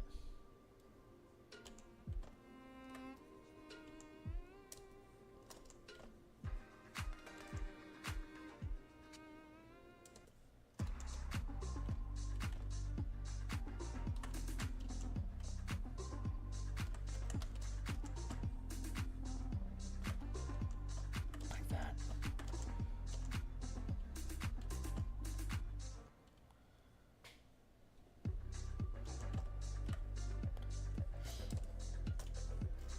So how are we looking here? It's only 10 feet wide.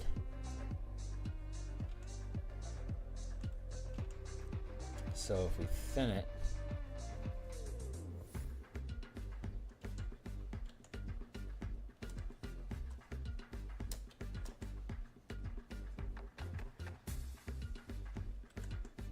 that's okay.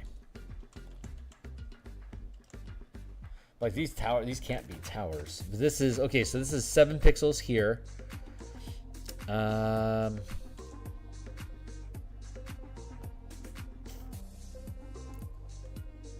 Closer, further away.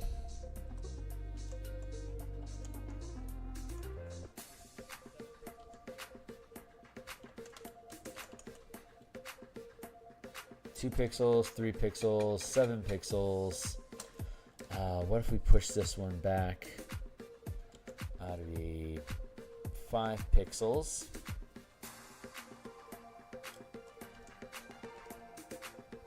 And this will be 3 pixels. Put this one at 7 pixels. And then, like we were talking about before, we're going to have another skyline that drops in here. And we can make these 10 pixels in this foreground here.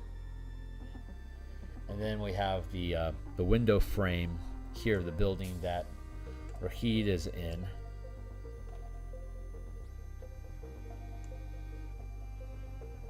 Like that, something like that. At 10 pixel size, so we'll have those two levels. Yeah, I think that's gonna work.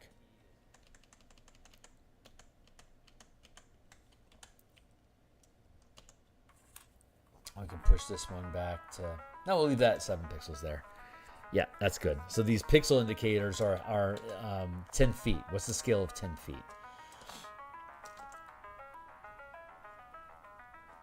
3 pixels here, which is matching the 3 pixels for this tower here. 7 pixels matching the 7 pixels here. 7 pixels matching 7 pixels here. This one pushes back to 3 pixels. This is only 2 pixels. So that's the size that we're at right now. So like that's like 30, 40-ish feet. So that's sufficient. This is 1, 2, that's 20 feet. It could be bigger. So let's take this. Copy, paste.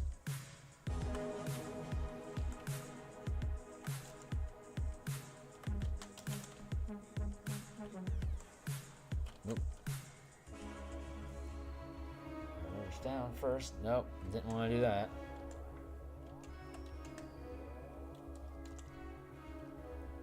There. Now we can merge these down here. Murph.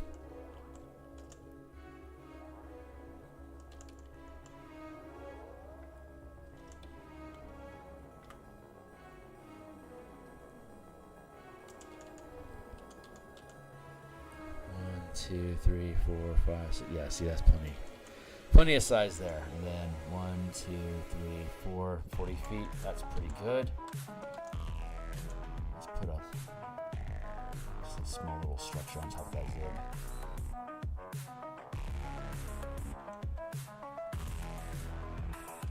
And then here we're looking at 10, 20, maybe 30 feet wide. That feels a little narrow. So let's grab that and then stretch it out.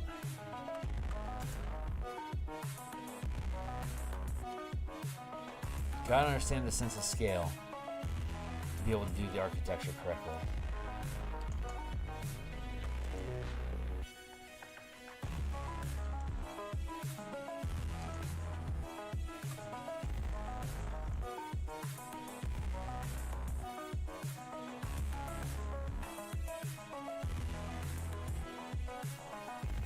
I like doing parapets. It just looks good. It's a lost art. I wish buildings and like modern buildings had parapets. They just look like little crowns, you know?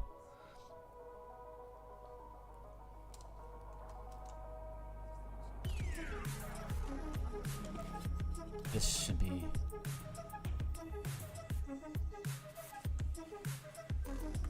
bigger.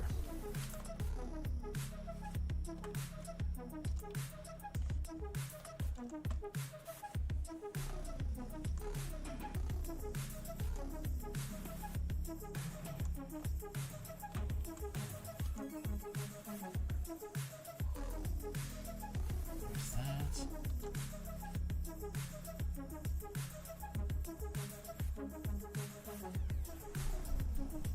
Yeah. That's a big structure now.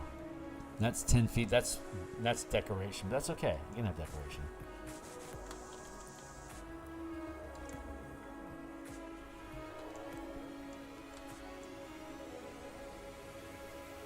Parapets.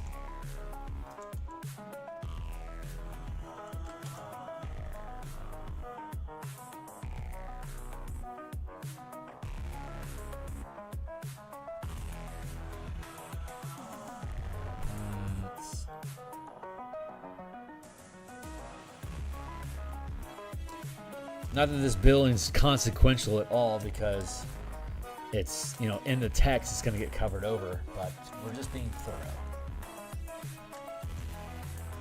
1, 2, 10, 20, 30, 40, 50, 60, 70, 80. Jeez, that's a big structure. I love it.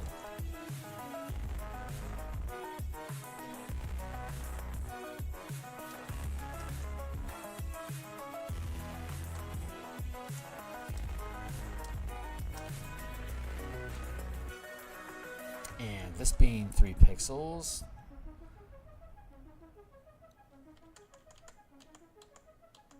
that jives. All right, this feels pretty good. So I think the scale is going to be okay here for all of these. 1, 2, 3, 4, 5, 6, 7.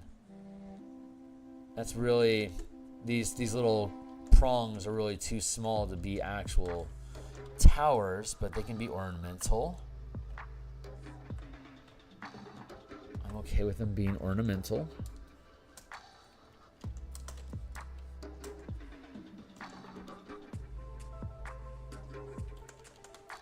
This should probably be broader.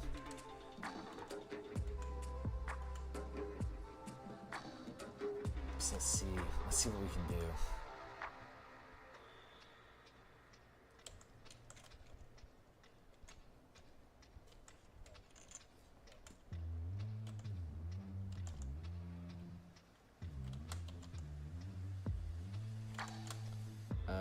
2, 3, 4, 5.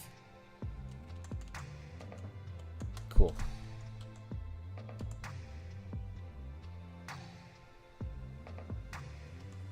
That's plenty big.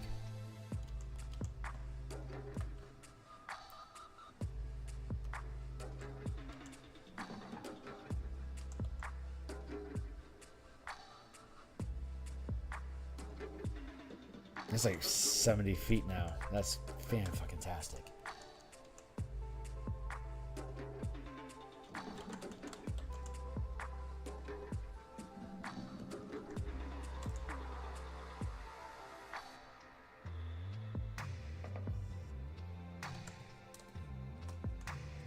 That's 7 pixels.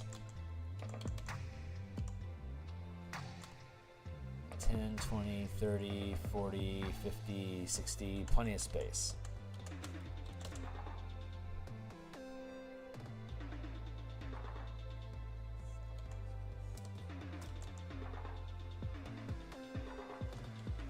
That's not a very big tower there, though, so I think what I want to do is grab this.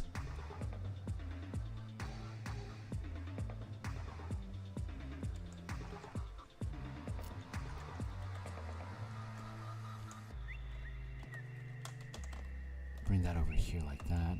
Let's just ground this in. Here. Here.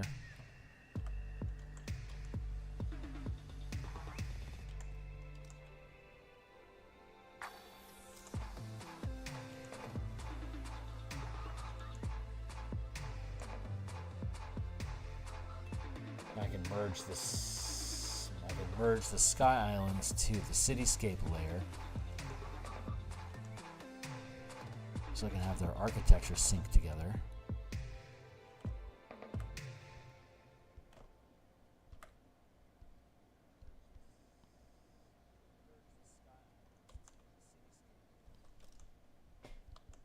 One, two, three.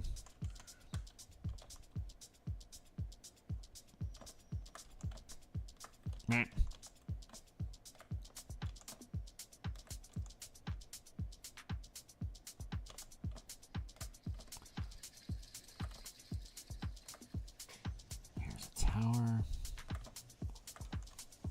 1, 2, 3, 4. Good.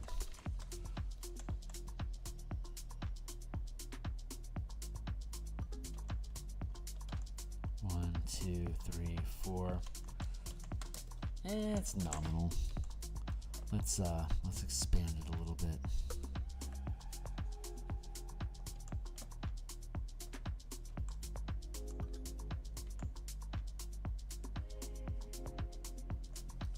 Copy paste for transform.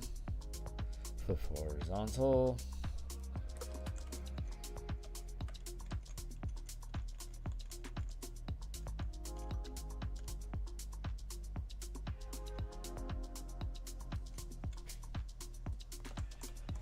Underneath here.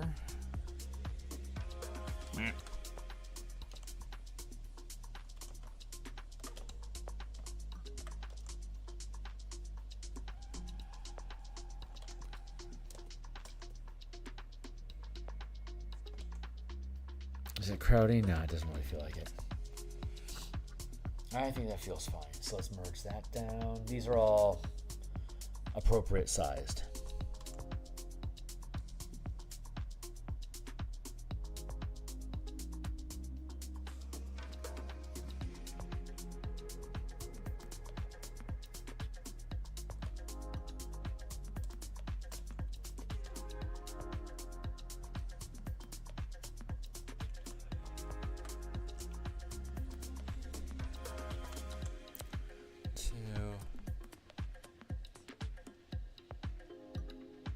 Four.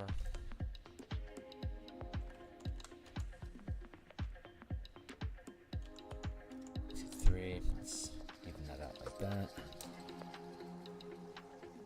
Yeah, that's all fair structure. We're not going to put parapets at the top of this one, but I do want to make it like a diamond.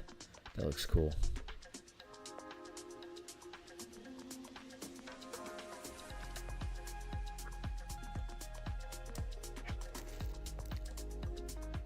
Nice. Okay, so that cityscape is now consistent with the size that it's supposed to be. I can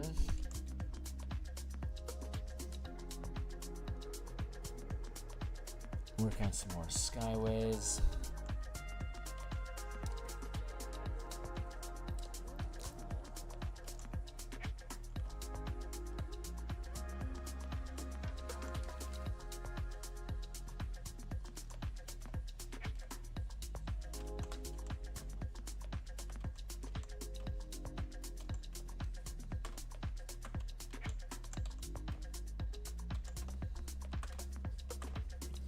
Smush that in.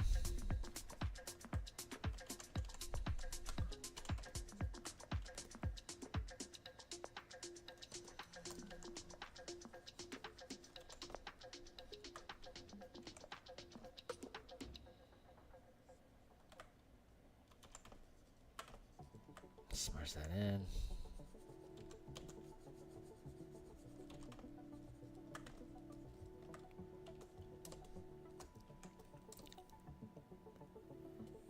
Looks good. Looks good.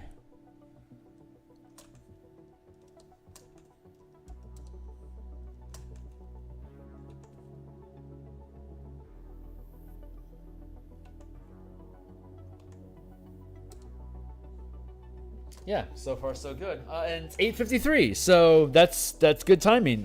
This is a good place for us to put the brakes on for the time being. When we pick this up tomorrow morning, hold on.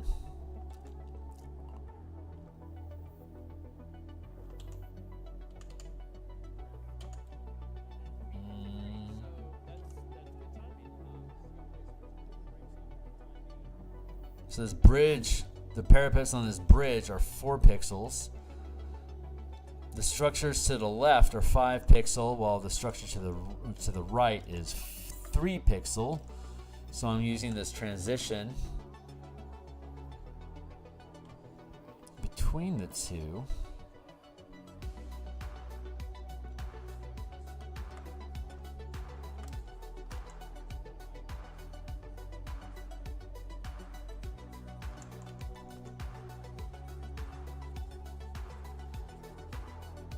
It's 4 pixels.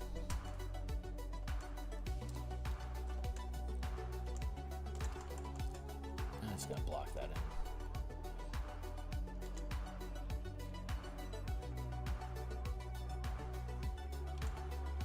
There. Not bad. Okay, great. Yep, this is a good natural breaking point. Let's go ahead and hit save. So far, so good. When we come back tomorrow, we're going to start adding in, we're going to start blocking in the structures inside the silhouettes, like, you know, like a structure like that, and then something like this, here like that, and then like this, like, you know, blah blah blah. Building out the actual floor spaces of each of the structures. And then once we have each of the levels of the structures, once we have those resolved, then we'll like dot in little lights and stuff like lit windows and shit like that. And then once that's resolved, we'll do it all again.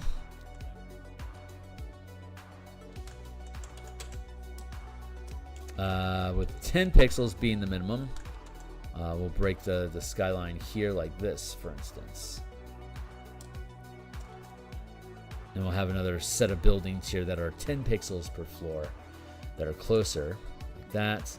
And then again, we have the window frame for the office where Rahid is at.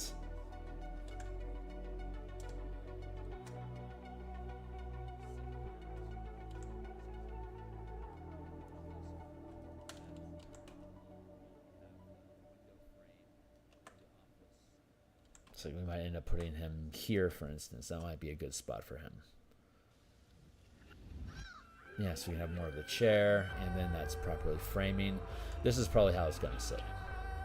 So, but we can move the whole, we can move the whole structure of this. This way a smidge.